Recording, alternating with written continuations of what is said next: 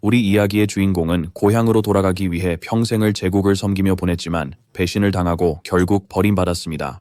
그러나 유물 덕분에 그는 귀족 가문의 아기로 다시 태어났어요. 그는 이 기회를 복수에 쓰기로 결심했어요. 자신의 지식과 강령술사로서 얻은 새 힘을 사용해 그는 가문의 천재가 되었고 그의 여정을 시작했어요. 사건은 2045년 지구에서 시작되고 혼란스러운 전투 속 군인들과 괴물들이 싸웁니다. 한 군인이 괴물의 공격을 받아 전투 중 부상을 입고 가슴에 치명적 상처를 입습니다. 거대한 무시무시한 괴물이 남은 병사들 위로 엄습합니다. 쓰러진 병사는 무력하게 위를 쳐다보며 이것이 끝인가 생각합니다.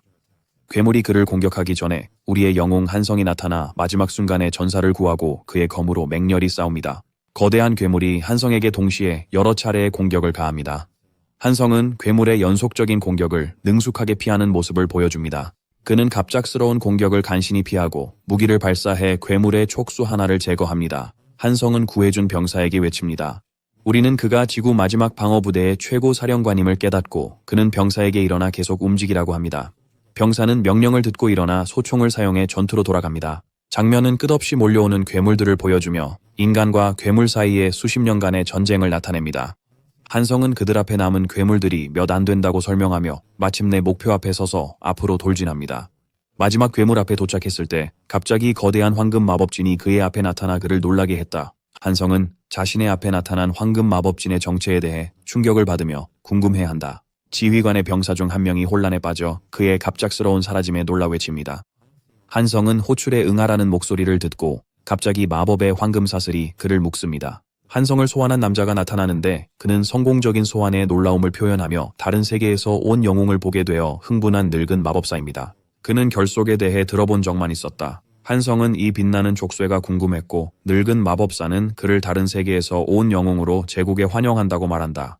갑자기 마법사는 한성에게 마왕을 물리쳐 그들의 세계를 구해달라고 합니다. 한성은 터무니없다며 경멸스럽게 반응하고 자신의 정체와 말하는 사람들 그리고 위치에 대해 화를 내며 묻습니다. 그는 한국에 있으며 이 말도 안 되는 소리에 시간을 낭비할 수 없다고 주장합니다. 마법사는 날카롭게 그를 제지하며 조용히 하라고 했습니다.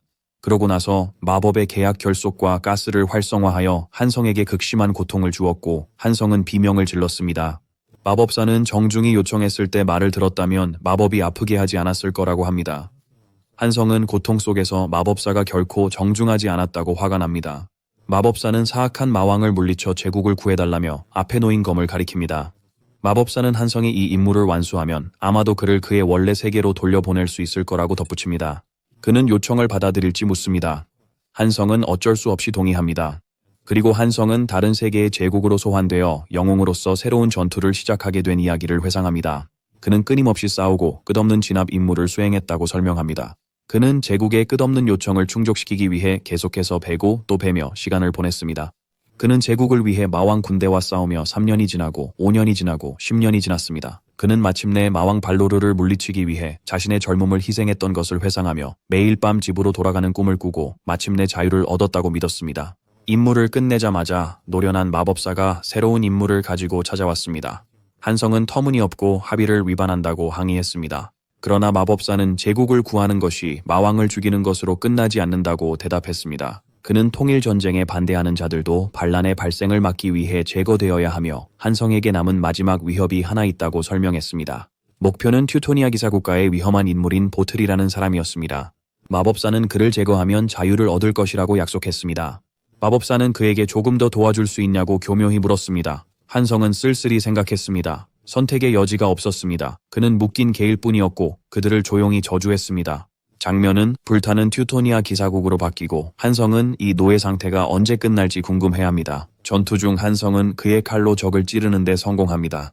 한성은 그의 상대인 보틀과 대면하고 보틀은 그를 순진하다고 부릅니다. 한성은 다른 선택이 없다고 대답합니다. 한성은 바딜경에게 사과하고 바딜은 그가 다른 세계에서 온 영웅임을 알아봅니다. 부상당한 바딜은 한성에게 땅에 쓰러지며 곧 자신도 처분될 것이니 미안해하지 말라고 말합니다. 한성은 이제 끝났고 드디어 돌아갈 수 있다고 생각합니다.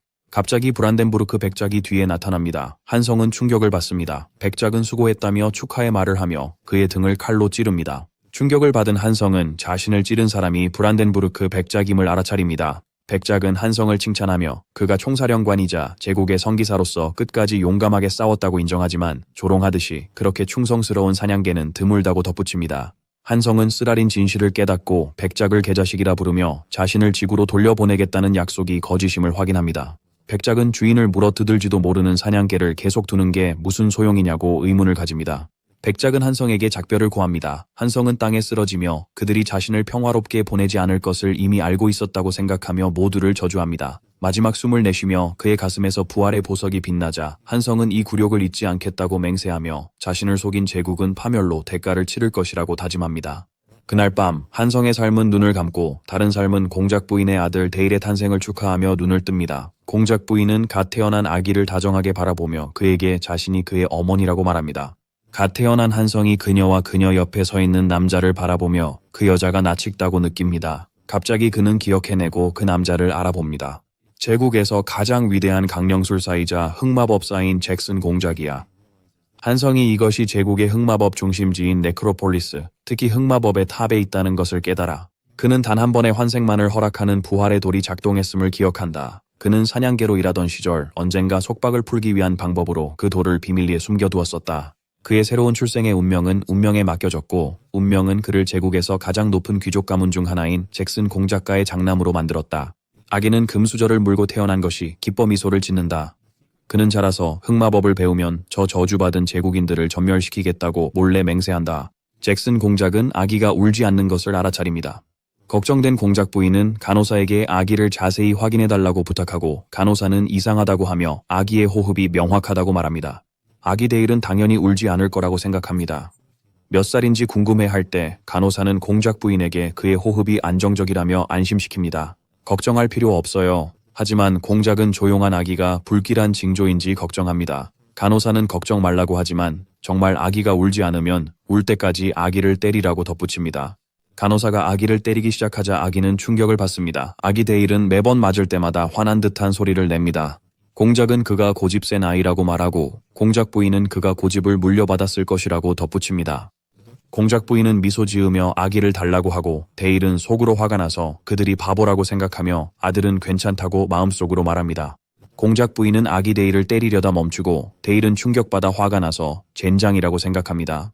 대신 어머니는 그를 부드럽게 안아주고 따뜻한 손이 그의 작은 뺨을 만지자 한성은 갑자기 무언가를 기억해냅니다.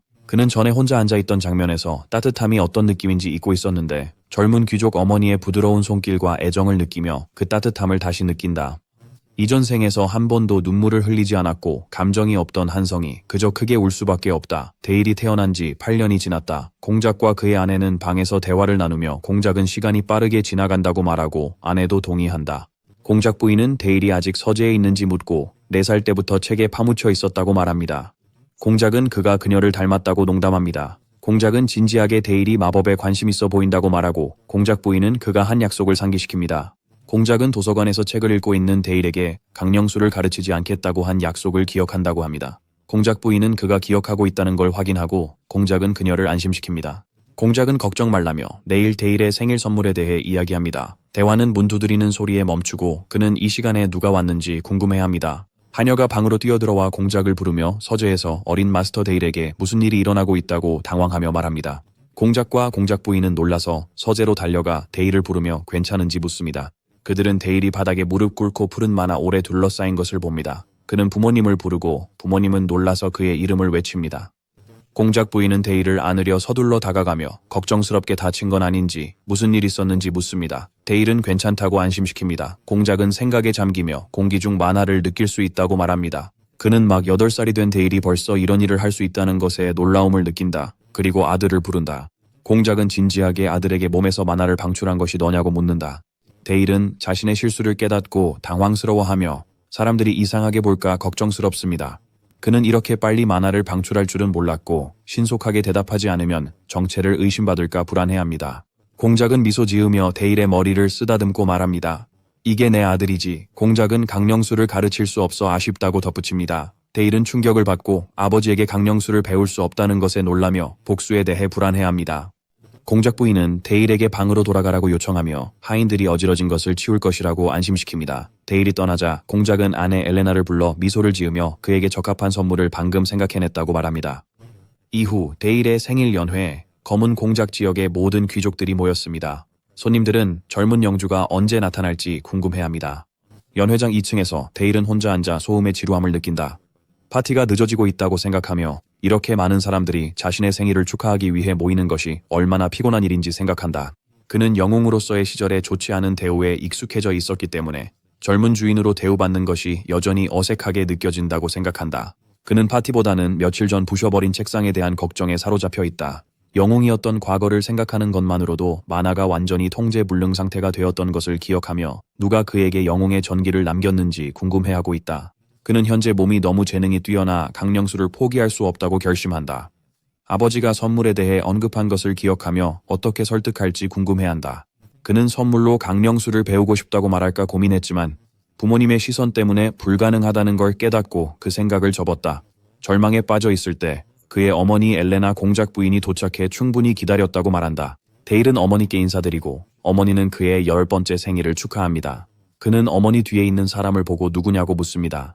어머니는 가서 인사하라고 격려합니다. 그의 어머니는 손님을 소개합니다. 그녀는 블루 매직 타워의 장로 중 한 명인 엘프 여성 세이비아 양으로 지혜로운 영혼이자 물 속성 마법의 전문가입니다.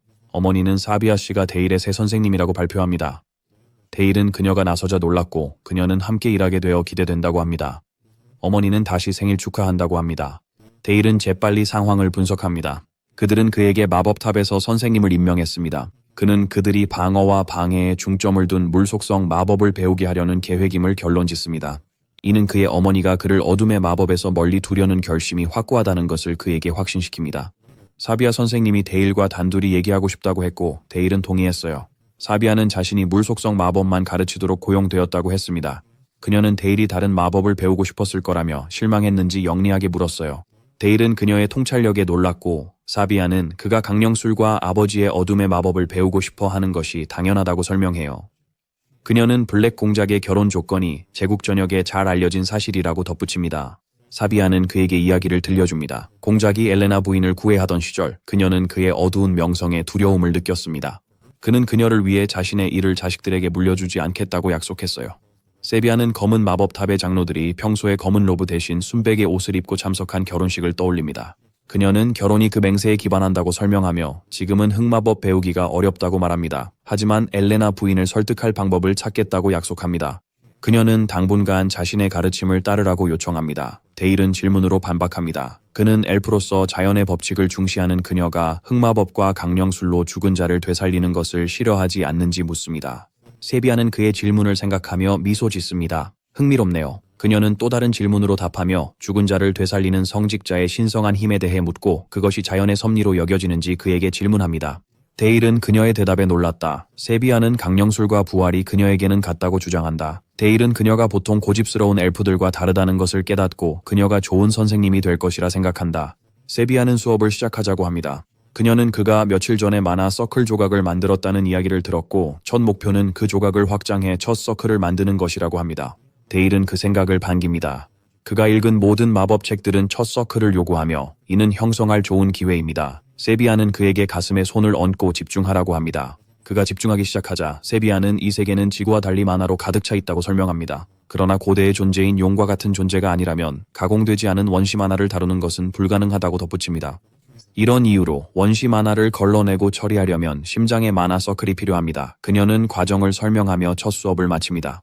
그는 심장 주위에 흩어진 만화 서클 조각들을 모아 조립한 후 완성된 서클이 심장을 중심으로 일정하게 회전하도록 만들어야 합니다. 데일은 스승 세비아의 설명을 이해합니다. 그 원이 심장에 새겨진 만화 흐름의 경로임을 깨닫고 세비아는 그에게 천천히 심장 주위로 만화를 회전시키는 연습을 시작하라고 합니다. 사비아는 보통 한 달 걸린다고 하며 서두르지 말라고 조언하지만 데일이 말을 끊습니다.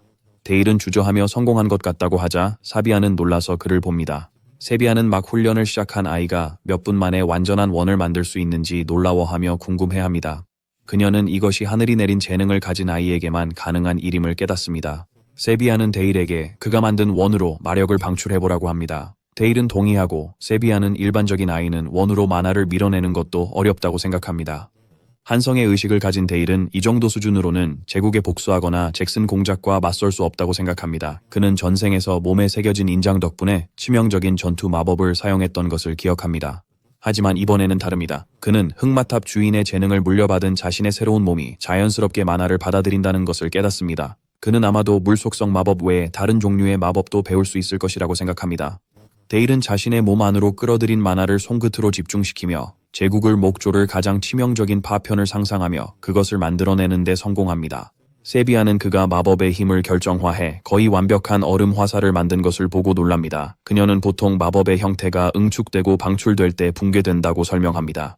세비야는 그가 형태에 집중했기 때문에 주문이 파괴력이 부족할 수도 있다고 가정합니다. 데일은 주문을 시전합니다. 얼음 화살이 나무에 맞아 엄청난 힘으로 폭발합니다. 나무가 산산조각 나자 사비야는 충격을 받았습니다. 사비야는 얼음이 나무를 뚫을 만큼 날카롭고 단단하다는 것을 깨닫고 8살 아이가 이런 정밀함을 가질 수 없다고 확신합니다. 데일은 순진하게 미소를 지으며 돌아서고 사비야는 이 아이의 진실에 충격을 받습니다.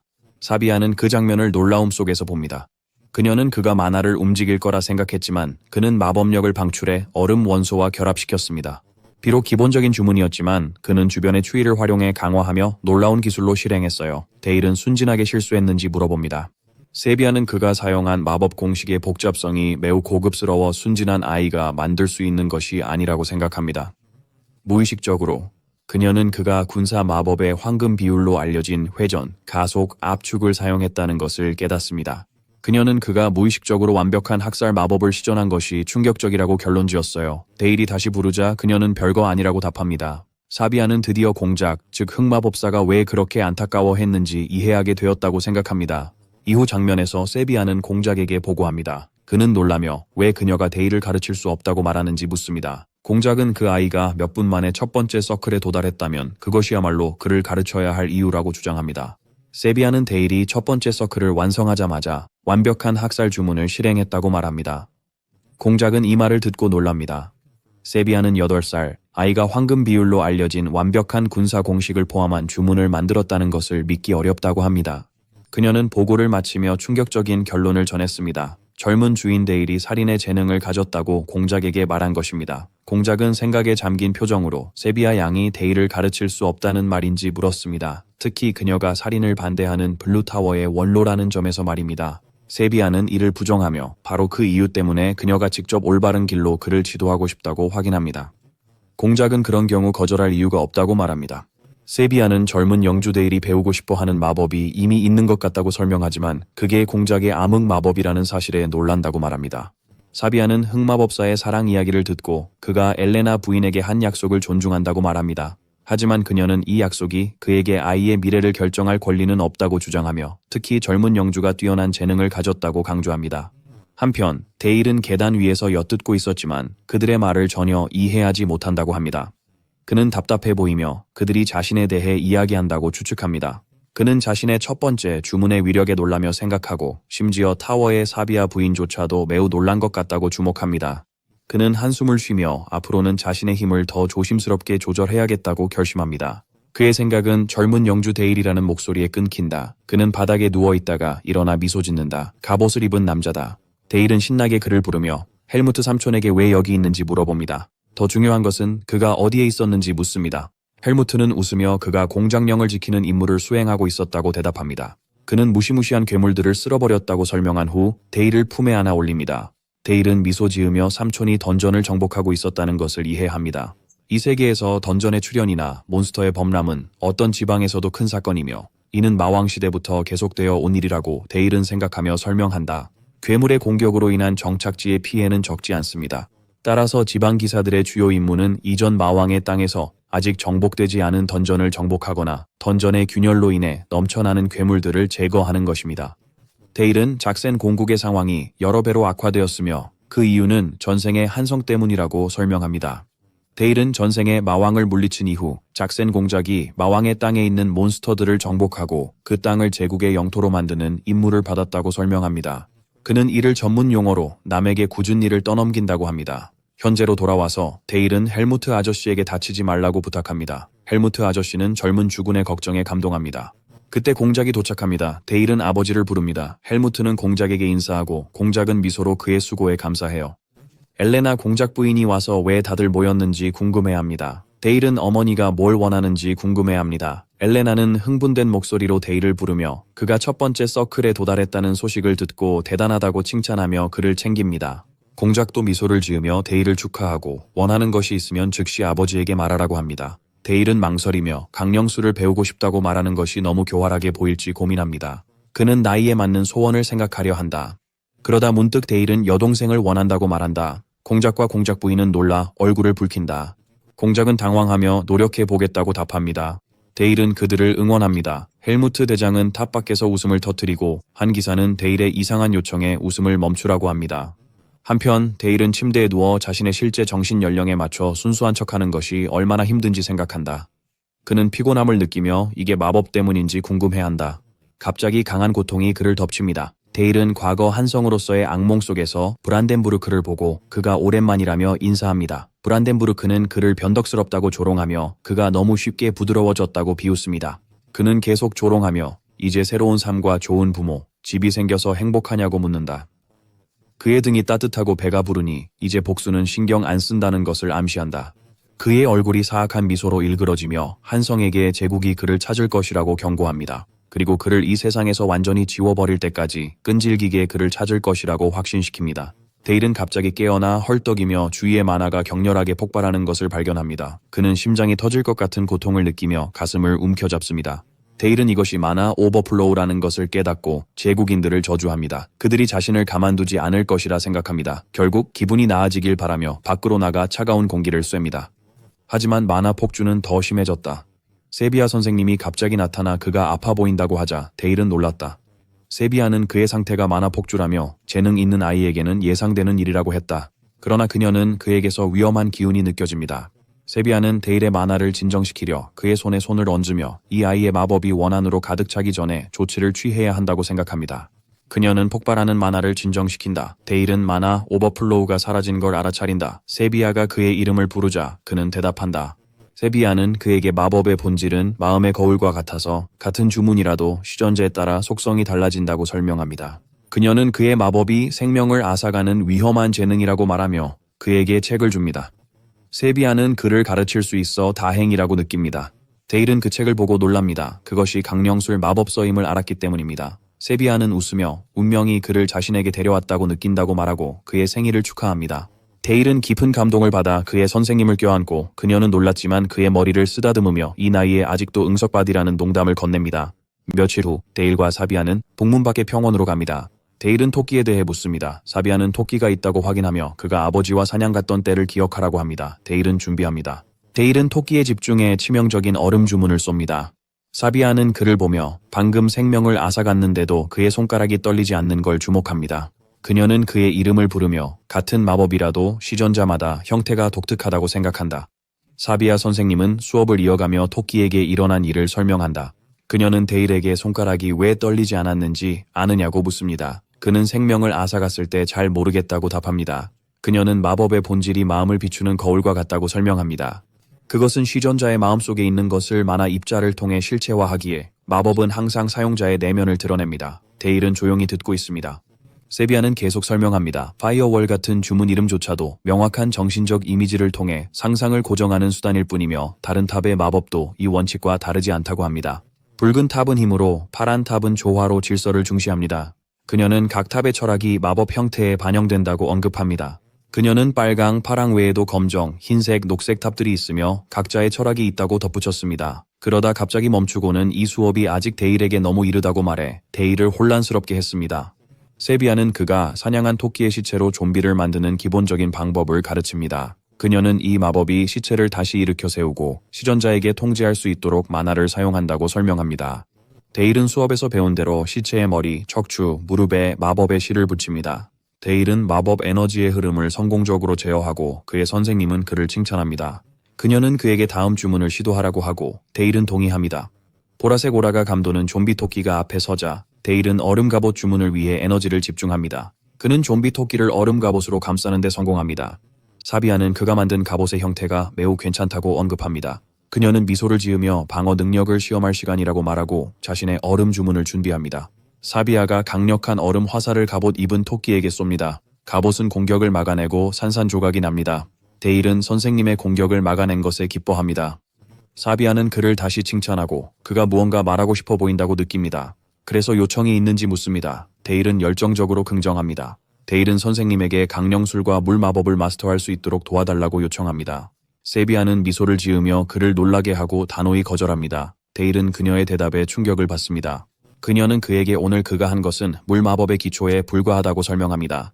그녀는 물 마법이 다른 종류의 마법처럼 더 깊은 이해와 고급 통찰력을 요구하며 그것이 점점 더 어려워진다고 설명합니다. 그녀는 일반 초보자에게 주문 하나 배우기도 어렵다고 덧붙입니다.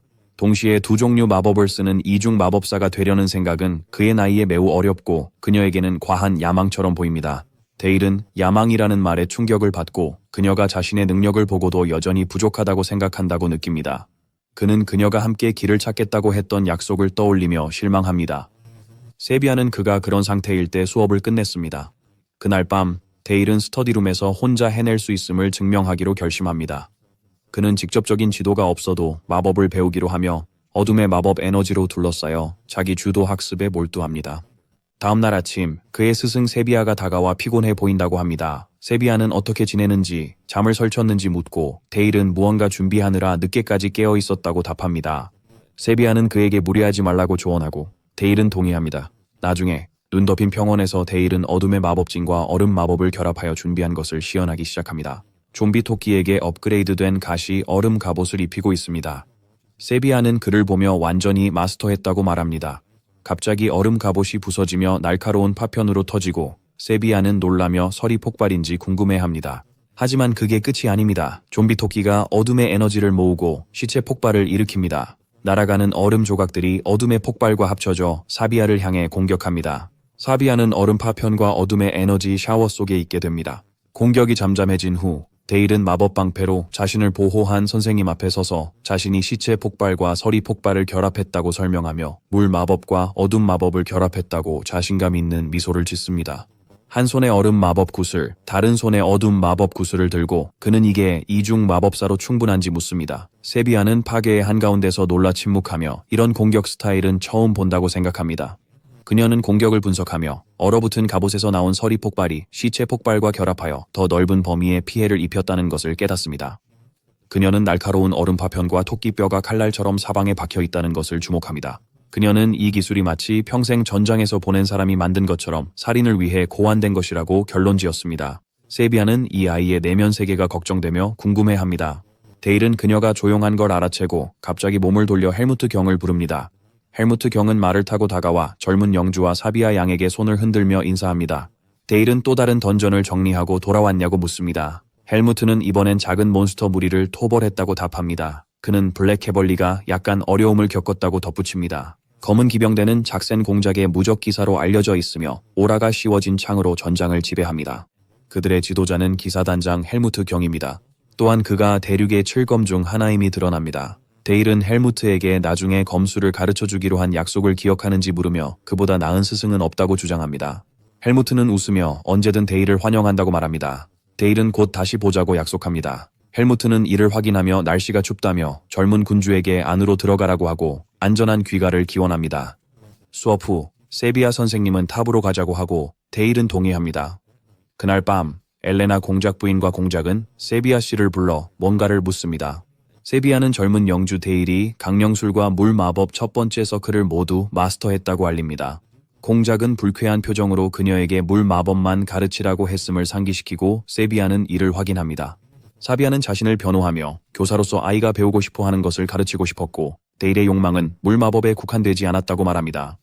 엘레나 공작 부인은 다일의 소망이라며 세비아에게 계속 물 마법을 가르쳐 달라고 부탁합니다. 세비아는 동의하고 공작과 공작 부인은 그녀에게 감사해야 합니다. 세비아는 떠나기 전에 엘레나 공작 부인에게 데일에게 강령술을 가르치지 않겠다는 공작과의 약속을 깨게 만든 것에 대해 진심으로 사과합니다. 사비아가 떠난 후 공작 부인은 한숨을 쉬며 아들이 평범하지 않다고 말합니다. 그는 이중 마법사입니다. 8살인데 그녀는 가끔 무섭다고 인정하지만 그것이 그를 그들의 아들로 만든다고 합니다. 공작은 그녀의 이름을 부릅니다. 그는 직접 데일에게 강령술을 가르치고 싶다고 말하며 그녀를 놀라게 합니다. 영주로서 여러 동기가 있다고 설명합니다. 그는 후계자가 마법사로서의 임무를 감당할 힘을 갖길 바랍니다. 재능 있는 제자를 받아들이고 싶어하며 아버지로서 유산을 아들에게 전하고 싶어합니다. 공작은 아내에게 약속을 어긴 것에 대해 깊이 사과합니다. 엘레나는 강령술에 대한 대중의 인식이 여전히 나쁘고 모두가 그것을 죽음의 마법이라고 수군거린다는 것을 이해한다고 대답합니다. 그녀는 처음에는 막으려 했던 이유를 설명하지만 이제는 반대로 요청합니다. 데이를 강력한 네크로맨서로 키워 그들을 쉽게 무찌를 수 있게 해달라고 합니다. 공작은 감동하여 그녀에게 정말 이해하는지 묻고 그녀가 그를 안아주며 확인하자 그는 이해한다고 대답합니다. 그는 아들을 최고의 인재로 만들기 위해 자신이 가진 모든 것을 걸겠다고 맹세합니다. 나중에 공작은 데일과 함께 첫 수업을 시작하며 그에게 큰 실망을 표현합니다. 공작은 아들에게 그동안 무엇을 움직이고 있는지도 모른 채 죽은 자를 움직여왔냐고 꾸짖습니다. 데일은 속으로 화가 나서 생각합니다. 그의 스승 세비야는 기본적인 것만 가르쳤는데 그에게 무엇을 기대했을까요? 데일은 자신이 배운 기본을 아버지에게 보여주자마자 아버지가 그를 성의 지하에 있는 검은 공작의 마법 작업장으로 데려갔다고 설명합니다. 공작은 데일에게 엄하게 말합니다. 자신과 함께 훈련하는 동안에는 그러한 원시적인 마법을 완전히 잊어야 한다고. 공작은 첫 번째 수업이 모든 생물의 완전한 골격과 근육 구조를 암기하는 것부터 시작할 것이라고 발표합니다. 데일은 많은 책더미에 둘러싸여 힘없이 아버지에게 네라고 답합니다. 데일은 이 책들을 깨닫습니다. 그의 옛세계에서 의사들만 접할 수 있었던 매우 전문적인 텍스트입니다. 며칠 동안 모든 단어를 외운 후 그의 아버지는 드디어 그에게 기초를 마쳤다고 말합니다. 데일은 드디어 실용적인 마법을 배우게 되어 기쁩니다.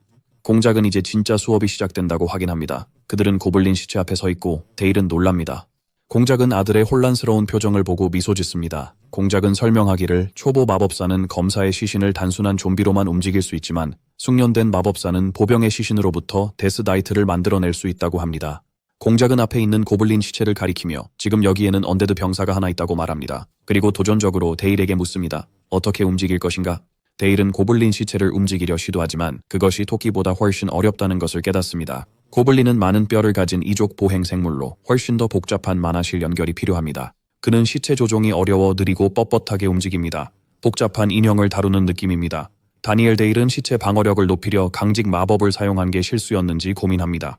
관절과 근육이 너무 뻣뻣해져 움직일 수 없자 그는 어찌할 바를 몰라 무력하게 서 있습니다. 공작은 개입하여 데일에게 시체를 강화하려고 사후 경직을 가속화하는 아이디어는 좋았지만 단점은 움직임을 너무 제한하는 것이라고 설명합니다. 공작은 아들에게 지켜보라고 한 뒤 직접 어둠의 마법 오라로 시체를 조종합니다. 데일은 아버지가 시체를 쉽게 움직이는 걸 보고 충격을 받습니다. 공작은 갈비뼈가 원래 내부 장기를 보호하는 중요한 기능을 가진 기관이라고 설명합니다. 그는 죽은 자들은 내부를 보호할 필요가 없는데 왜 그대로 두는지 의문을 제기합니다. 공작은 즉시 시체의 형태를 바꾸어 갈비뼈를 날카로운 칼날과 돌출된 발톱으로 변형시켰습니다. 공작은 아들에게 눈앞의 생물의 구조를 이해한 후 자신의 목적에 맞게 그 형태를 바꿔야 한다고 설명합니다. 그는 이것이 암흑 마법의 기초라고 결론지었습니다. 데일은 감탄하며 아버지를 부릅니다. 데일은 아버지에게 블랙타워가 따르는 철학에 대해 묻습니다. 공작은 하나의 진실로 대답합니다. 공작은 진실이 항상 죽음 속에 있으며 그렇기 때문에 그 진실에 도달하기 위해서는 삶의 무게를 이해해야 한다고 설명합니다. 공작이 데일의 어깨에 손을 얹자 그의 전생의 고통스러운 기억이 생생하게 떠올랐습니다. 한성은 불길 속에서 무릎을 꿇고 목숨을 구걸하는 남자를 외면하고 피로 물든 칼을 들어 그를 죽이려 했던 순간이었습니다. 이 기억은 데일의 등골을 오싹하게 만들고 공작은 그의 창백한 얼굴을 보고 괜찮은지 묻습니다. 데일은 빨리 고개를 저으며 아버지에게 괜찮다고 안심시킵니다. 데일의 마법 실력이 날로 발전함에 따라 자귀가 그에게 흑마법을 가르치고 있다는 소문이 제국 전역에 널리 퍼졌습니다. 공작의 서약 위반과 결혼 약속은 귀족 사회에 큰 충격을 주었고 이를 책임진 데일은 제국의 귀족들을 포함한 많은 사람들의 집중적인 감시와 주목의 중심이 되었습니다. 제국의 귀족들은 그를 끊임없이 주시하기 시작했습니다. 몇 주 후 공작 영지의 훈련장에서 데일은 헬무트 아저씨와 함께 목검으로 진지하게 검술 훈련을 하는 모습이 보여집니다. 그들은 치열하게 공격을 주고받으며 데일은 헬무트의 손에서 검을 쳐낸다. 헬무트가 놀라며 검이 땅에 떨어진다. 헬무트는 웃으며 젊은 주군을 칭찬하고 그의 움직임이 인상적이라고 말한다. 데일은 기사인 자신이 그렇게 쉽게 검을 떨어뜨릴 리가 없다고 대답합니다. 데일은 헬무트가 자신에게 봐주고 있다고 비난합니다. 헬무트는 강하게 부인하며 실제 검술을 사용했으며 보통 사람이라면 한 방에 죽었을 것이라고 주장합니다. 헬무트는 데일의 뛰어난 검술 실력을 칭찬하며 그가 마법사인 것이 아쉽다고 말합니다. 그는 마법사들은 항상 경호원과 방어 마법으로 보호받기 때문에 데일이 이렇게 열심히 훈련할 필요가 없다고 덧붙이며 왜 그렇게 하는지 묻습니다. 헬무트는 데일의 붕대 감은 손을 보고 부상당할 정도로 무리하지 말라고 조언합니다. 데일은 당연히 이유가 있다고 확인합니다. 데일은 미소를 지으며 작센 공작의 아들이 경호원과 방어 마법에만 의존하는 것은 한심할 것이라고 설명합니다. 그는 대륙의 7검 중 하나에게 직접 훈련을 받을 기회를 놓칠 수 없다고 덧붙입니다. 헬무트는 데일의 대답에 감명받아 크게 웃고 자신에게 데일 같은 아들이 있다면 더 바랄 게 없다고 합니다. 데일은 미소 지으며 드디어 헬무트에게서 높은 평가를 받는 날이 왔다고 말합니다.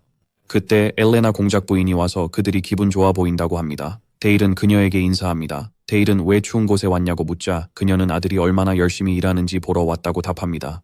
그녀는 그에게 전할 소식이 있다며 요청한 생일 선물을 상기시킵니다. 데일은 요청한 선물을 기억하려 애쓰며 혼란스러워합니다. 회상 장면에서 그가 부모님께 여동생을 원한다고 요청하는 모습이 보입니다. 데일은 이 말을 듣고 놀랍니다. 그의 어머니는 미소 지으며 그에게 여동생을 잘 돌보라고 합니다. 데일은 확신에 찬 열정으로 그렇게 하겠다고 대답합니다. 10달 후 데일은 갓 태어난 여동생을 바라보고 있습니다. 그의 어머니는 그녀가 놀랍지 않냐고 묻고 데일은 그렇다고 대답합니다. 그녀가 너무 작아서 놀란 데일은 아기의 볼을 만지며 여동생이라는 게 아직도 믿기지 않는다고 말하고 그녀가 놀랍다고 합니다. 그의 어머니는 아기를 안고 싶냐고 물었고 데일은 긴장하며 망설였습니다. 어머니는 물러서지 말라고 격려했고 공작은 아기를 안는 게 어렵지 않으며 자신도 쉽게 할 수 있었다고 안심시켰습니다. 데일은 아기 여동생을 안고 있고 어머니는 그녀가 데일과 닮았다고 하며 어떻게 생각하냐고 묻습니다. 엘레나 공작 부인은 아기가 아버지가 안았을 때는 많이 울었는데 데일 품에서는 조용했다고 놀랍니다. 아기가 평화롭게 미소를 짓자 공작은 아들 데일에게 아기 여동생을 안고 있는 기분이 어떤지 묻습니다. 데일은 아버지에게 아기가 깃털처럼 가볍지만 큰 무게를 느낀다고 대답합니다. 공작은 이것이 생명의 무게라고 하며 이 느낌을 절대 잊지 말라고 조언합니다. 공작 부인은 데일에게 수업 시간이 되었고 사비아 선생님이 기다리고 있다고 상기시킵니다. 장면은 눈 덮인 평원으로 바뀌고 사비아 선생님이 데일에게 오늘 실전 훈련 대결을 할 것이라고 말합니다. 데일은 망설이며 정말로 공격해도 되는지 묻고 사비아는 주저하지 말고 가진 모든 것을 사용하라고 격려합니다. 데일은 동의하고 마법진을 준비하기 시작합니다. 사비아도 자신을 준비하며 그가 얼마나 발전했는지 보겠다고 생각합니다. 데일은 큰 얼음 화살을 선생님에게 발사하며 공격을 시작합니다. 사비아는 공격을 가볍게 받아내고 얼음 화살을 손으로 부숩니다. 그리고 시작 공격치고는 너무 느리다고 말합니다. 그녀는 남은 얼음 조각을 들고 데일을 놀리며 데일은 그녀의 반응에 놀랍니다. 사비아는 데일에게 얼음 조각을 힘차게 던지며 방어막을 올리라고 소리칩니다. 얼음 투사체가 데일이 있는 곳에 떨어져 폭발을 일으킵니다. 데일은 땅에서 일어나면서 만약 공격을 막지 못했다면 심각한 부상을 입었을 것이라고 생각합니다. 세비아는 그를 보며 짧은 순간에 얼음 방패 주문을 성공적으로 시전하여 자신을 보호한 그의 능력에 감탄합니다. 세비아는 그의 성과를 훌륭하다고 묘사하며 다시 시도해보라고 요청합니다. 데일은 새로운 마법 공식인 얼음 벽에 집중하며 응답합니다. 데일은 땅에 손을 대고 주문을 실행하여 얼음 벽이 솟아오르도록 명령합니다. 세비아는 이 움직임에 놀라며 결투 중에 왜 얼음벽 같은 방어 마법을 쓰는지 궁금해합니다. 세비아는 데일이 얼음의 분자 결합을 강화하는 공식을 사용해 밀도를 크게 높여 강철처럼 단단하게 만들었다는 것을 깨닫습니다. 그녀는 이 방어적 움직임의 이유가 궁금하며 아마도 그녀의 마지막 공격 후 숨을 고르려는 것이라고 생각합니다. 하지만 벽 뒤에서 데일은 새 주문을 준비 중이었습니다. 얼음 폭발, 분열 공식. 그런 다음 그는 벽이 폭발하도록 명령합니다. 거대한 얼음 벽이 폭발하며 사비아는 그 폭발이 모든 방향으로 얼음 파편을 날리도록 설계되었음을 깨닫고 자신이 그 공격선에 있음을 알게 됩니다. 데일은 자신의 공격이 성공한 것을 기뻐하며 방금 발동한 주문에 대해 생각합니다. 그것은 복합 주문으로 매우 단단한 얼음 장벽을 다시 압축한 후 폭발 마법을 적용한 것이었습니다. 그는 생각 속에서 얼음의 분자 결합을 먼저 강화한 후 압축했기 때문에 그것을 효과적으로 수류탄으로 변형시켰다고 설명합니다.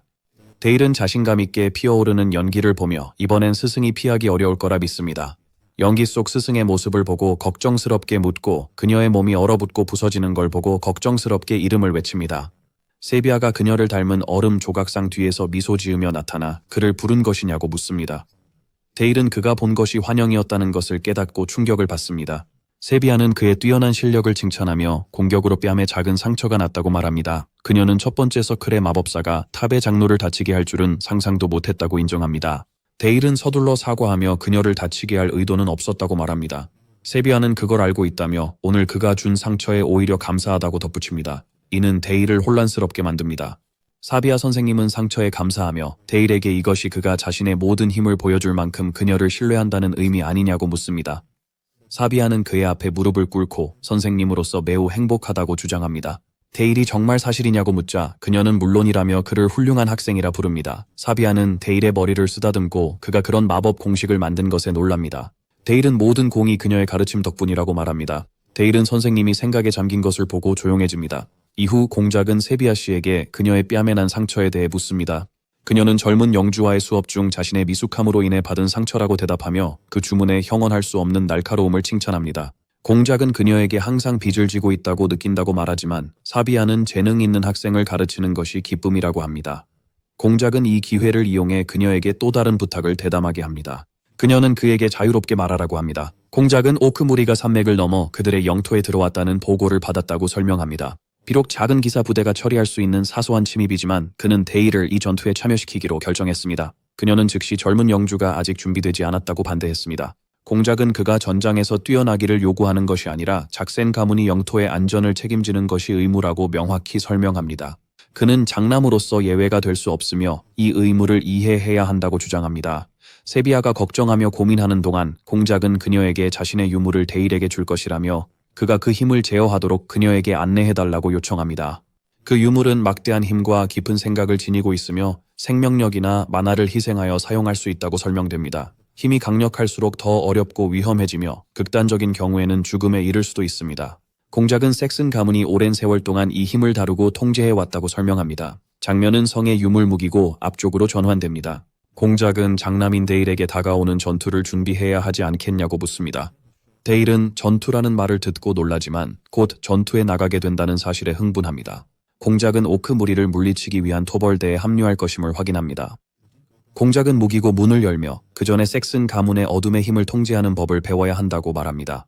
데일은 유물로 가득한 무기고의 감명을 받았고 그의 아버지는 이것들이 그들이 관리하는 마왕의 영역에서 가져온 것이라고 설명합니다.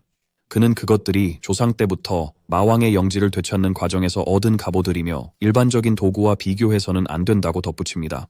데일은 유물에서 나오는 마법의 힘을 느낍니다. 공작은 유물이 위험하다며 데일이 제어법을 배우기 전까지는 손대지 말라고 경고합니다. 하지만 공작이 말하는 중에 돌아보니 데일이 사라져 어디 갔는지 궁금해합니다. 데일은 이미 자신에게 맞는 유물을 찾으러 안으로 들어갔습니다. 갑자기 그는 유물 하나에서 들리는 목소리를 듣습니다. 그 목소리는 그의 증오를 감지하고 복수를 원한다고 합니다. 다른 유물들도 그에게 자신들을 선택해 적을 파괴하자고 합니다. 또 다른 유물은 그를 겁쟁이라 부르며 자신을 착용해 적을 찢으라고 요구합니다. 그는 이 어두운 힘의 아티팩트들이 자신의 원한과 공명하는 걸 깨닫지만 마음속으로 모두 거부하며 만족하지 못하고 더 강력한 것이 필요하다고 생각합니다. 그는 갑자기 멈춰 서서 옆에 있는 망토를 발견하고 그것이 얼마나 오래 있었는지 궁금해합니다. 데일은 옆에 나타난 망토를 알아봅니다. 그것이 그림자의 망토라는 것을 깨닫고 즉시 이전 생에서 맞섰던 마왕군 사령관 베르타 공작이 사용했던 고급 유물임을 기억해냅니다. 망토의 능력은 그림자를 만들어내는 것이었고 그것 때문에 싸우기가 매우 어려웠습니다. 그는 흥분하여 즉시 그것을 입기로 결심했지만 하지만 아버지가 마지막 순간에 그의 이름을 외치며 경고합니다. 그는 경고를 무시하고 그것을 입자마자 그의 의식은 어두운 공간으로 이동하고 그 안에서 반복적으로 외치는 소리를 듣게 됩니다. 배고프다. 밖에서 공작은 그 장면을 보며 시작되었다고 말한다. 그는 이 그림자가 평범하지 않다고 생각한다. 과거의 망토 사용자들은 그림자 폭풍을 소환해 그것들을 생명체처럼 움직였습니다. 이 그림자 생물을 사용하려면 사용자가 완전히 제압해야 합니다. 데일은 자신의 의식 속 그림자 생명체와 맞서며 제압이 쉽지 않음을 깨닫습니다. 밖에서는 공작과 사비야 선생님이 데일을 감싸고 있는 거대한 그림자 구체를 불안하게 지켜봅니다. 세비야는 시간이 오래 지났다고 걱정을 표하고 공작은 지연이 계속되면 그가 정신을 잃고 그림자 생물에게 삼켜질 것이라고 경고합니다. 세비야는 이 말을 듣고 걱정에 빠지고 공작은 그를 강제로 끌어낼 수밖에 없다고 결심합니다. 하지만 그들이 개입하기 전에 그림자가 갑자기 사라지고 데일이 새로운 망토를 입고 나타납니다. 그의 아버지가 그를 부르자 그는 차분하게 대답합니다. 세비야는 그를 확인하기 위해 서둘러 다가가 깊은 걱정을 표현하지만 데일은 괜찮다고 안심시키며 단지 간지러움을 느꼈을 뿐이라고 말합니다. 공작은 그가 어떻게 괜찮을 수 있는지 충격을 받습니다. 또한 어린아이가 어떻게 강력한 유물을 다룰 수 있는지 경이로워합니다.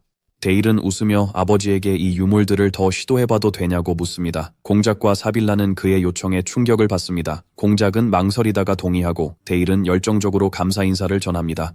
그의 무기고에서의 유물 탐험은 하루 종일 계속됩니다. 며칠 후 공작령의 훈련장에서 헬무트 경은 데일이 입고 있는 망토를 보고 즉시 알아차리며 저것이 그림자의 망토가 아닌가요? 라고 묻습니다.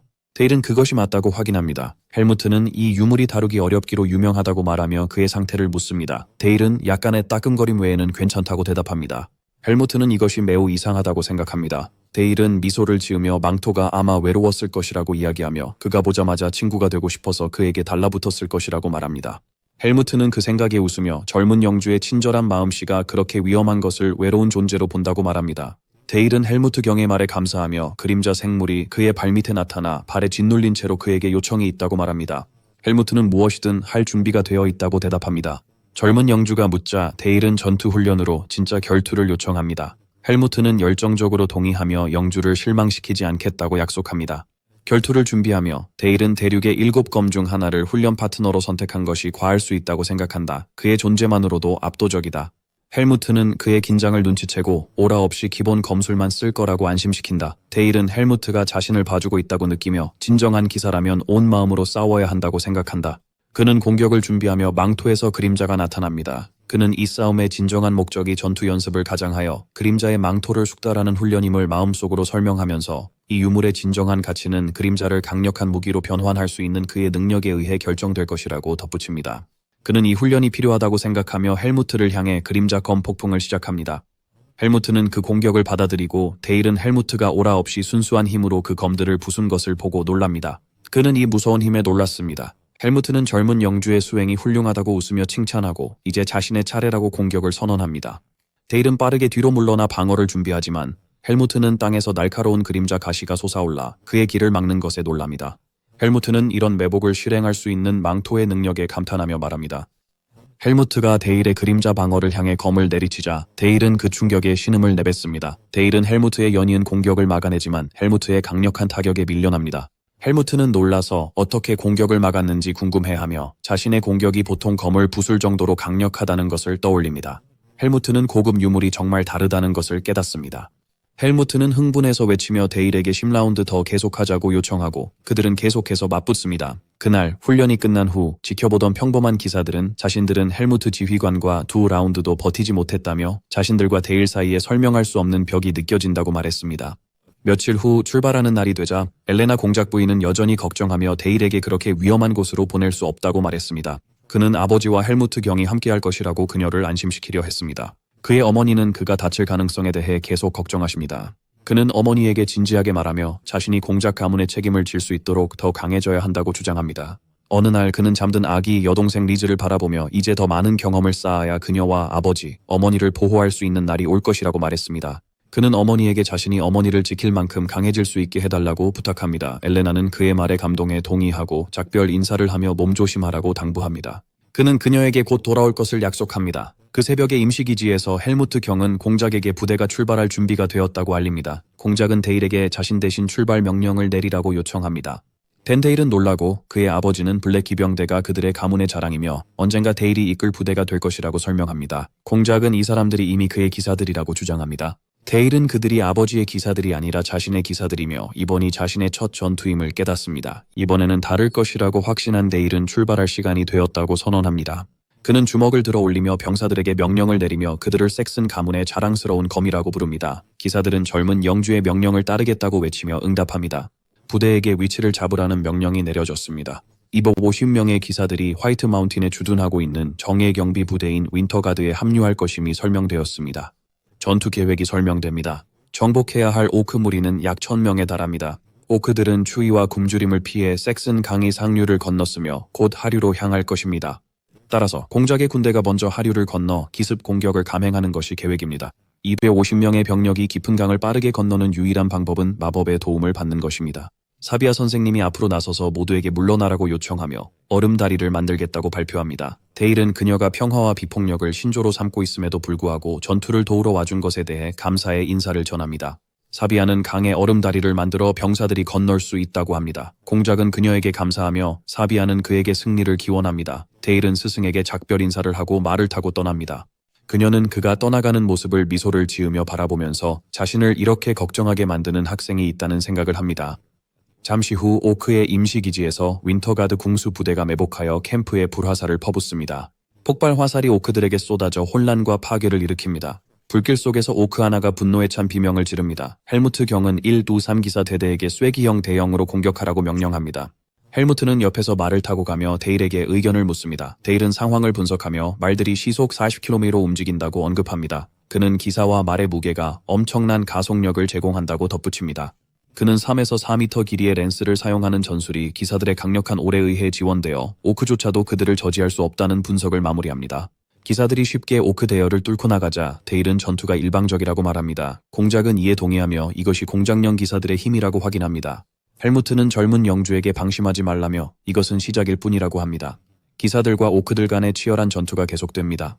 헬무트는 매복 공격이 성공했지만 그들을 전멸시키기엔 충분하지 않았다고 설명합니다. 이제 계획은 철수하여 재정비한 후 연속적인 공격으로 그들을 제거하는 것입니다. 철수 신호가 주어지고 부대는 후퇴하기 시작합니다. 기사들이 후퇴하자 오크들은 혼란스러워합니다. 두 오크가 포효하고 하나가 뒤처진 기사를 향해 창을 던집니다. 기사는 팔에 맞고 창은 그의 말의 목을 꿰뚫어 기사가 땅에 떨어지게 됩니다. 데일은 멈춰서 기사를 봅니다. 헬무트는 후퇴의 불운을 냉정히 말합니다. 공작은 기사의 운명이 이미 결정되었다고 생각하며 군대가 한 명을 잃었다고 주목합니다. 데일은 저 기사님이 이미 죽었는지 혼자 의아해했어요. 공작은 사손 가문의 자랑스러운 거미적에게 노출되었다고 덧붙였어요. 데일은 왜 그들이 서서 보고만 있는지 궁금해하며 급히 돌아섭니다. 그는 오크가 부상당한 기사에게 달려가는 것을 보고 말을 타고 경사를 내려가면 너무 늦을 것임을 깨닫습니다. 그는 눈을 감고 집중해요. 이 거리에서 오크의 두꺼운 가죽을 뚫어야 한다고 결심해요. 오크의 가죽이 다른 몬스터보다 단단하다고 생각해 현재의 마법 공식을 수정해야 한다고 판단해요. 그는 계속 집중하면서 자신의 거리에서 오크의 두꺼운 가죽을 뚫어야 한다는 것을 깨닫습니다. 그는 현재의 아이스 볼트 공식에 정밀한 대인 저격이 가능한 총알 공식을 추가하기로 결심합니다. 그는 또한 탄환 공식의 효율성을 높이기 위해 저격 소총 공식을 추가하기로 결정합니다. 그는 손을 뻗어 저격 소총의 특성을 가진 새로운 주문, 수정된 얼음 화살을 시전합니다. 마법의 얼음 발사체가 발사되어 부상당한 기사에게 공격을 가하던 오크의 머리를 즉시 관통합니다. 오크는 쓰러져 죽고 헬무트는 자신의 위치에서 정확도가 높았음을 확인합니다. 먼 거리에도 불구하고 데일은 즉시 말을 타고 언덕 아래로 내려갑니다. 헬무트 경은 놀라서 그에게 어디로 가는지 묻습니다. 잭슨 공작은 그를 멈추고 그냥 두라고 합니다. 헬무트는 놀랍니다. 공작은 미소를 지으며 어린 나이에 독창적인 공식을 만들어내고 그 공식이 치명적인 힘을 지닌다는 것은 데일의 내면 세계가 이미 완성되었을지도 모른다고 생각합니다. 데일은 부상당한 기사에게 다가가며 오크들이 다시 모인 것을 봅니다. 그는 두 가지 문제가 있음을 깨닫습니다. 첫 번째 문제는 앞에 있는 기사로 공포에 질려 일어날 수 없는 상태입니다. 두 번째 문제는 그의 독특한 공식이 너무 길어서 직접 전투에서 효과적이지 않다는 것입니다. 그는 수학 공식이 단축되는 것처럼 공식을 줄여야 한다는 것을 깨닫습니다. 그는 이체 98막룸 같은 짧은 이름을 생각합니다. 그러나 이 이름이 여전히 너무 길다고 느껴져서 아이스 볼렛으로 결정합니다. 그 순간 또 다른 오크가 공포에 질린 기사에게 달려듭니다. 데일은 새 주문 아이스 블릿을 씁니다. 얼음 총알이 오크 머리를 뚫고 지나갑니다. 오크는 기사 뒤로 쓰러지고 기사는 두려움에 데일을 보며 왜 젊은 영주가 돕는지 궁금해합니다. 데일은 쓰러진 기사 앞에 서서 걱정 말라고 합니다. 그는 미소 지으며 사신 가문은 충성하는 검을 절대 버리지 않는다고 말합니다.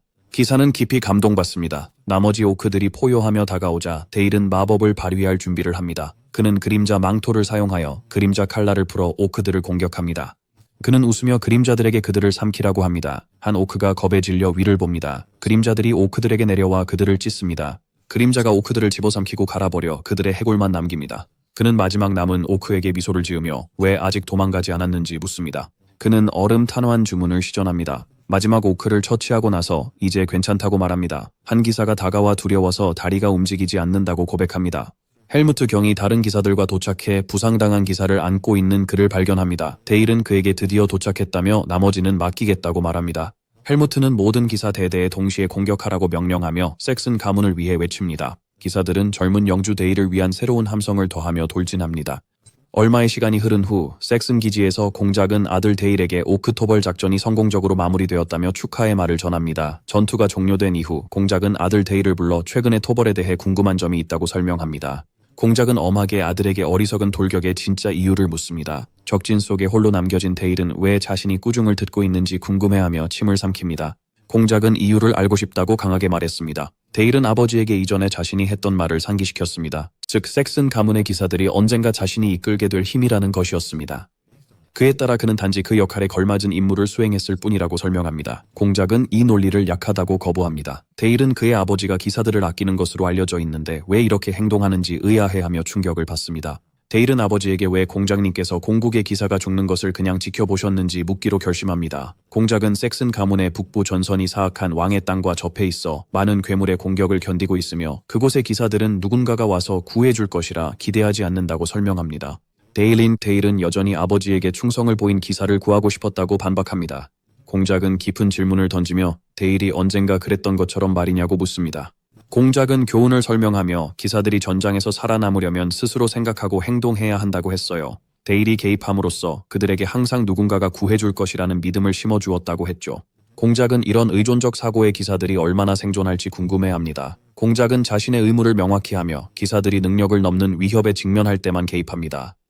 이것이 섹슨족이 짊어져야 할 고귀한 의무입니다. 데일은 과거의 한 성으로서 자신이 살아왔던 원칙을 잊고 있었다는 것을 깨닫고 아무런 대답도 할 수 없었습니다. 그럼에도 데일이 입장을 확고히 하자 공작은 미소 지으며 아들의 어깨에 손을 얹었습니다. 그는 아들이 신념을 행동으로 옮긴 방식이 인상적이었다고 말하며 그것을 잊지 말라고 조언합니다. 그는 그에게 성으로 돌아가라고 말합니다. 공작의 어린 아들이 한 명의 기사를 구하기 위해 오크무리 속으로 돌진했다는 이야기가 제국에서 화제가 됩니다. 소문은 왕자를 과장하여 어떤 사람들은 젊은 주인이 혼자서 1000명의 오크를 물리쳤다고 주장합니다. 이 이야기는 구베예르본의 진실과 110의 과장으로 묘사되며 제국 전역에 빠르게 퍼졌고 데일 자신은 부끄럽게 여겼지만 이 사건은 공국 내에 새로운 변화의 바람을 불러일으켰습니다. 며칠 후 데일이 공작령의 기사 훈련장에 도착하자 모든 기사들이 그를 환영하며 무릎을 꿇고 경의를 표했습니다. 그는 부끄러워하며 그러지 말라고 했지만 헬무트 경은 자랑스럽게 서 있으라고 했습니다. 어떻게 헬무트는 기사들에게 연설하며 젊은 주군의 미래를 위해 더 강해져야 한다고 말합니다. 기사들은 환호하며 충성을 맹세합니다. 데일은 그들이 얼마나 열정적인지에 대해 언급합니다. 하녀인 이브가 그에게 다가옵니다. 이브는 그에게 울라하트 가문의 손님들이 도착할 시간이라고 알립니다. 그는 그녀에게 감사하고 그들을 맞이하러 나선다. 그는 특별한 손님을 맞이할 것이라는 생각을 한다. 손님들은 검신 바르텔이 이끌었던 트토니아 왕국의 위대한 귀족 가문인 전사 가문 우르라하르트 출신임이 밝혀진다. 전사 가문 우르라하르트에 대한 소개는 제국이 통일 전쟁을 벌이던 시기에 트토니아 왕국이 몰락하고 검신 바르텔이 사망함에 따라 그 가문이 붕괴되었다는 설명으로 이어집니다. 성으로 돌아온 데일은 헬무트 경이 깊은 생각에 잠겨 있는 것을 봅니다. 그는 헬무트에게 다가가서 그가 기사도의 길로 이끈 인물 검신을 떠올리고 있을 것이라고 추측합니다. 헬무트는 그것이 입안에 쓴맛을 남긴다고 인정합니다. 공작은 데일이 제 시간에 도착했고 아마도 훈련을 했을 것이라고 눈치챕니다. 데일은 이를 확인합니다. 그때 하인이 손님의 도착을 알리고 공작은 그들에게 최대한의 예의를 갖추라고 명령합니다. 두 여인이 들어옵니다. 바네사 에를라트와 어린 딸 샬롯입니다. 공작은 그들을 맞이하며 수행원 없이 온 것을 칭찬합니다. 바네사는 자신을 소개하고 겸손하게 작센 공작에게 인사합니다. 공작은 그들을 맞이합니다. 바네사는 딸 샬롯을 소개하지만 샬롯은 화난 듯 엄마라고 중얼거립니다. 데일은 그녀의 반응이 이상하다고 생각합니다. 갑자기 샬롯이 어머니에게 왜 그런 사람들에게 절을 하냐고 소리칩니다. 베네사는 당황하며 딸의 이름을 외칩니다. 베네사가 딸을 진정시키려 하자 공작은 차분하게 그들이 긴 여행으로 피곤했을 것이라고 이해하며 개입합니다. 공작은 데일에게 샬롯과 함께 성을 안내해달라고 부탁하고 그는 동의합니다. 데일은 샬롯에게 길을 안내하려고 손을 내밀지만 그녀는 그의 손을 치며 만지지 말라고 소리칩니다. 데일은 충격을 받고 아기를 안고 있는 공작과 공작 부인은 놀란 표정으로 바라봅니다. 샬롯은 그들을 무례한 제국 귀족이라고 비웃습니다. 베네사는 딸에게 소리치며 젊은 영주에게 사과하라고 명령합니다. 즉시 샬롯은 그녀를 무시하고 화가 난 채 방을 나가버렸고 데일은 그녀를 기다려달라고 부르며 뒤따랐습니다. 샬롯이 문을 세게 닫은 후 바네사는 딸의 무례함에 대해 진심으로 사과하며 그녀가 평소에는 이렇지 않지만 최근에 있었던 일 때문에 강하게 반응하고 있다고 설명했습니다. 엘레나 공작 부인이 무슨 일이 있었냐고 묻자 바네사는 최근 신성기사 브란덴부르크 백작이 그들의 땅 감찰관으로 임명됐다고 설명합니다. 그녀는 브란덴부르크 백작이 성검사로서의 명성뿐 아니라 돼지왕이라는 별명으로도 잘 알려져 있다고 덧붙입니다. 그는 뛰어난 후계자를 얻는 데 집착하여 재능 있는 검객을 탐내고 강제로 접근한다고 합니다. 그녀는 그가 소녀가 성인이 아니어도 그렇게 한다고 덧붙였습니다. 그녀는 그가 딸에게 손을 대기 전에 간신히 도망쳤지만 그 기억을 지우는 것은 불가능하다고 밝혔습니다. 그녀는 딸을 지키려 하지만 몰락한 귀족으로서 힘이 부족하다고 합니다. 그녀는 브란덴부르크가 딸에게 다시 손대지 못하게 샤를로트를 작센 가문의 하녀로 받아달라고 공작에게 간청합니다. 한편 데일은 훈련장에서 샬롯을 보고 왜 왔는지 궁금해하며 그녀의 혈관에 기사들의 피가 흐른다고 생각합니다. 그는 그녀에게 어디로 가는지 아냐고 묻고 그녀는 모른다고 답해요.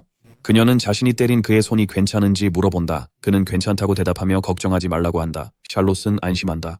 데일은 그녀가 전에 울었던 것을 알아차리고 그녀가 그 일을 여전히 생각하고 있으며 겉으로는 강해 보여도 여전히 어린아이 같다고 결론지었다.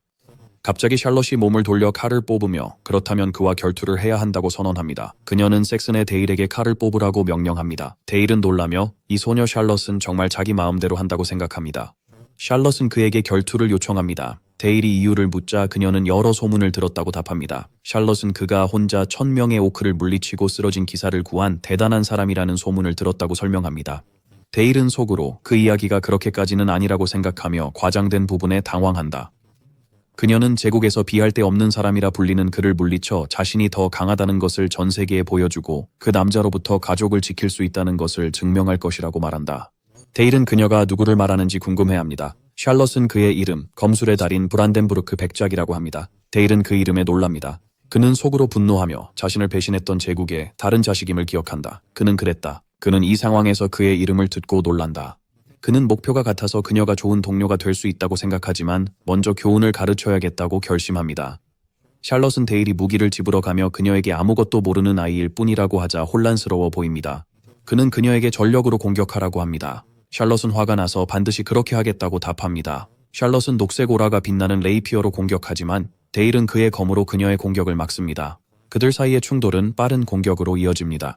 데일은 그녀의 연속 공격을 쉽게 막습니다. 그는 그녀의 스타일을 분석하며 그녀가 공격을 막을 때마다 빠른 손목 움직임으로 반격하려 한다는 것을 알아차립니다.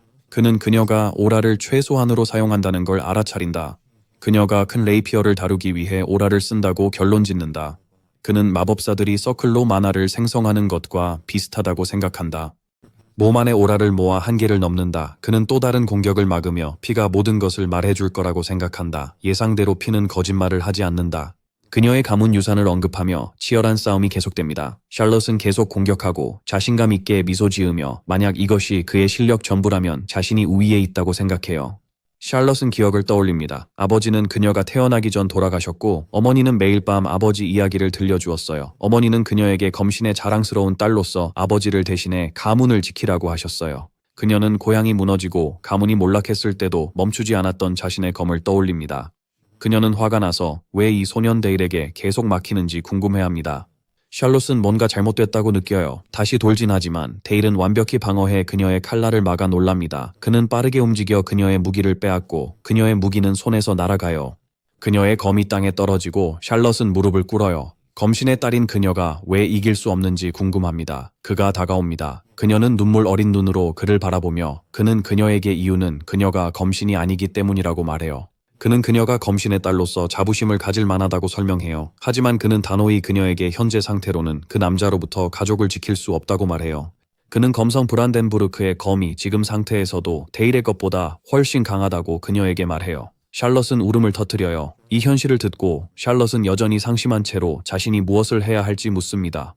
데일은 그녀 앞에 서서 자신이 자기 가문의 이름을 걸고 우를라하트 가문의 수호자가 될 것이라고 선언합니다. 샬롯은 이 말을 듣고 충격을 받습니다. 그는 그녀가 브란덴부르크라는 남자를 이길 정도로 강해질 때까지 자신과 섹슨 가문이 그녀의 방패가 될 것이라고 제안을 계속 설명해요. 샬롯이 이유를 묻자 그는 그녀의 검과 재능이 같이 있다고 답해요. 그리고 그녀에게 자신과 섹슨 가문을 위해 검이 되어달라고 맹세해달라고 요청합니다. 샬롯은 미소를 지으며 제안을 거절할 수 없다고 해요. 그녀는 경건하게 무릎을 꿇고 샬롯 에를리아트의 이름으로 기사로서의 명예를 걸고 맹세합니다. 비록 이것이 두 아이 사이에 단순한 약속처럼 보일지라도 그 안에 담긴 결의는 맹세라 불릴 만한 가치가 있었다고 내레이션은 언급한다. 그날 오후 자기 사무실에서 데일은 아버지에게 에를리아트 가문의 바네사의 요청에 의거하여 샬롯 양이 공작 가문의 시녀로 임명되었다고 알립니다. 공작은 샬롯이 바로 동의한 게 의외라고 하며 무슨 일이 있었는지 물어봅니다. 데일은 섹슨 가문의 이름으로 얼라하트 가문을 지키겠다고 약속했다고 답합니다. 공작은 아들에게 그녀의 상황이 안타까워 가문의 이름을 썼냐고 묻지만 데일은 부인합니다. 공작은 데일에게 무엇을 얻으려는지 묻습니다. 데일은 샬롯이 검신의 유일한 후손이며 그녀의 재능이 기대했던 대로 뛰어나다고 설명합니다. 그는 샬롯 양에게서 충성의 서약을 얻었으며 그가 얻고자 하는 것은 작가 가문의 이익을 위해 사용할 검신 한 명이라고 밝힙니다. 공작은 미소를 지으며 데일의 계획을 칭찬합니다. 데일은 교활한 미소를 지으며 생각합니다. 검신의 유일한 후계자가 여기 있으니 저 브란덴부르크 놈에게 좋은 타격이 될 것이다. 장면은 튜토니아의 옛 수도 말보르크로 이동합니다. 브란덴부르크 백작이 분노에 차 가구를 부수며 소리를 지릅니다. 그는 어떻게 그들이 먼저 움직일 수 있었는지 화를 내며 궁금해하고 그의 부하 중 한 명이 사과합니다.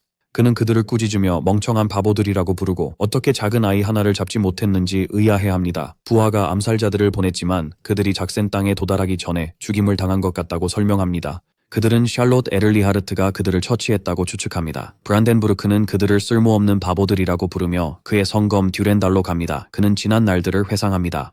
그는 그의 성검 두랑달에게 말을 건넸다. 그는 그 검을 아름다운 약혼자라고 묘사하며 조금만 기다려달라고 부탁한다. 그리고 무슨 일이 있어도 그를 계승할 완벽한 혈통을 데려와 이 검을 사용할 것이라고 맹세한다. 그는 도둑 길들을 소환하여 작센 공국으로 사람을 보내라고 지시합니다. 그는 샬롯을 데려오기 위해 어떤 대가든지 심지어 1000골드라도 기꺼이 지불하겠다고 선언합니다. 샬롯이 충성의 맹세를 한 지 일주일이 경과했다. 그녀는 튜토니아의 집과는 뚜렷이 다른 공작의 성에 적응하며 시녀로서의 철저한 훈련을 받는다. 데일과의 매일 스파링도 그녀의 일과에 포함됩니다. 훈련을 감독하는 헬무트 경이 준비됐냐고 묻습니다. 데일은 준비됐다고 하고 샬롯도 긍정적으로 답합니다. 헬무트가 미소 지으며 결투 시작을 알립니다. 그들은 바로 충돌합니다. 훈련 결투는 빠른 타격 교환으로 이어집니다. 데일과 샬롯의 결투가 계속되자 헬무트 경은 그들을 보며 속으로 생각합니다. 헬무트는 정말 이게 아이들 간의 결투인지 의문을 가집니다. 그들의 수준이 아직 기사에 도달하지 않았다고 인정하지만 그들로부터 무서운 사리와 속도가 느껴진다. 결투가 격화되고 데일은 망토를 사용하여 샬롯을 혼란스럽게 한다. 샬롯은 스트레스를 받았지만 멈추지 않고 데일을 향해 정확히 공격했습니다. 헬무트가 갑자기 개입해 샬롯의 공격을 막고 데일이 방역하기 전 그를 붙잡았습니다. 그는 그들의 뛰어난 실력을 칭찬하며 샬롯에게 잘했다고 해요. 그녀는 그의 칭찬을 무시하고 진지하게 자신에게 무엇이 부족한지 물어요.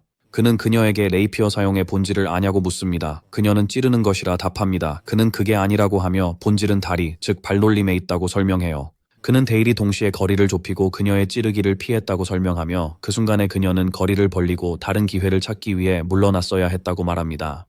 그는 레이피어를 쓸 때 팔을 구부리고 뻗어 힘을 주면 칼날이 더 진동해 정확한 찌르기가 어렵다고 덧붙입니다. 헬무트는 그녀가 기초를 다시 다져야 한다고 결론지었습니다.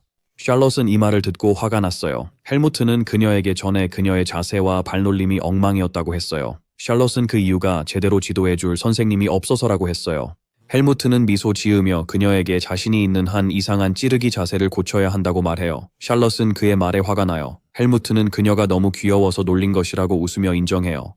데일은 그들을 보며 대륙의 7검 중 하나인 헬무트의 지도 아래 샬롯이 얼마나 빠르게 성장할지를 생각하고 그녀가 자신을 뛰어넘지 않도록 자신도 열심히 노력해야겠다고 다짐한다. 나중에 데일은 자신의 마법 훈련을 되돌아본다. 그는 마나 서클을 만드는 과정이 동일하다고 생각한다. 심장 주위로 흐르는 마나를 느끼고 안정적인 경로가 형성되기를 기다린 후 마법 링의 모양을 새기는 것이다. 이 과정은 수십 년 걸릴 수 있다는 게 문제입니다. 그의 스승 사비아와의 장면에서 데일이 이미 두 번째 서클을 완성했다고 말하자 그녀는 놀랍니다. 그는 이 세계에서 마나 회전 속도가 RPM으로 측정된다고 생각 속에서 설명합니다. 보통 첫 번째 서클 마법사들은 300rpm의 속도를 가집니다. 그는 자신의 현재 속도가 첫 번째 서클에서는 2000rpm이고 두 번째 서클에서는 약 400rpm이라고 밝힙니다. 원을 확장하려면 최소 300rpm이 필요하므로 이는 그가 세 번째 원을 형성할 수 있음을 뜻합니다. 그는 두 번째 원에 도달했으니 실험을 해보기로 합니다. 그는 자신의 얼음 탄환 마법을 개선해보기로 결심한다. 탄환의 분자 결합을 강화함으로써 무게와 경도를 증가시킬 수 있다고 생각하고 대공형 총열을 사용하여 회전력과 속도를 높이기로 한다. 그는 강화된 주문인 장갑 관통 얼음 탄환을 쏩니다. 결과를 보며 왜 이렇게 쉬웠는지 궁금해하고 서클 하나 추가만으로 큰 차이를 만들었다는 걸 깨닫습니다. 세비야는 데일이 매우 빠르게 배우는 아이라고 칭찬합니다. 데일은 감사의 마음을 전하며 공로를 돌립니다. 세비야는 그가 오크로부터 기사님을 구해낸 일과 레이디 샬롯과의 대화를 떠올립니다. 그녀는 그가 자신의 힘을 올바르게 사용할 줄 아는 아이라고 결론지었다. 그녀는 이 아이의 재능이 무섭긴 하지만 항상 그를 신뢰할 이유를 주며 정말로 자랑스러워할 만한 제자임을 스스로 인정했다. 사비아가 데일을 껴안자 데일은 그녀의 신체 접촉이 너무 즉흥적이라 상황이 어색하다고 생각한다. 그날 새벽 성의 뜰에서 데일은 여전히 그 상황에 대해 생각하며 그녀가 자신을 단지 아이로만 보는 것인지 궁금해하고 있었다. 그는 곧 그 생각을 떨쳐버리고 지금은 그런 생각을 할 때가 아니라고 깨닫습니다. 어느 날 새벽 데일은 성 안뜰에서 훈련에 집중하기로 결심하고 얼음벽을 만드는 것으로 시작합니다. 그는 새로운 주문을 시험한다. 12게이지 산탄총으로 얼음 총알을 쏴 얼음벽을 부순다. 얼음 파편이 사방으로 튕겨나간다.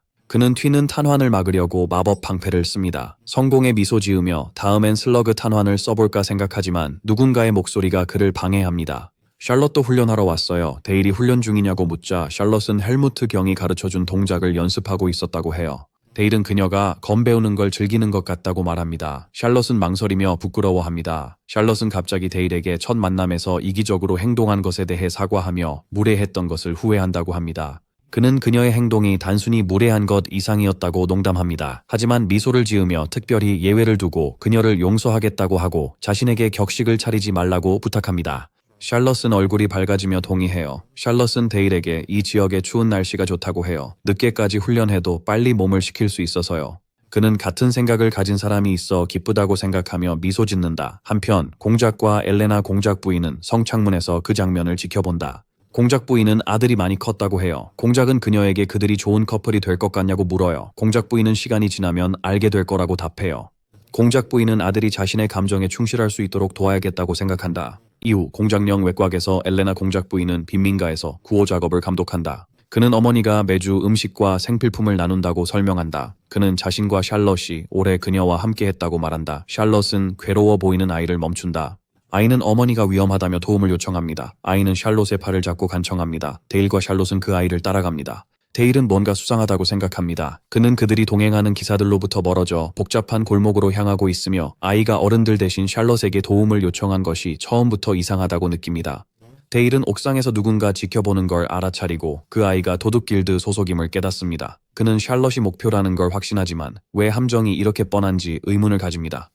아이가 멈춰서 어머니를 데려오겠다고 하며 달려갑니다. 그때 가면 쓴 남자들이 데일과 샬롯을 포위합니다. 그중 한 명이 이렇게 위험한 곳에 귀족들이 있는 걸 비웃습니다. 남자 중 한 명이 그들의 일이 어린 하녀 샬롯과 관련 있다고 명확히 하며 젊은 귀족 데일에게 멀리 떨어지라고 충고합니다. 또 다른 남자는 단검을 흔들며 미소 짓고 경솔하면 다칠 수도 있다고 경고합니다. 데일은 도둑들 앞에 서서 자신이 데일 폰 섹슨이며 이런 불량 배들로부터 우르라하트 가문의 아가씨를 지키겠다고 맹세했다고 말합니다.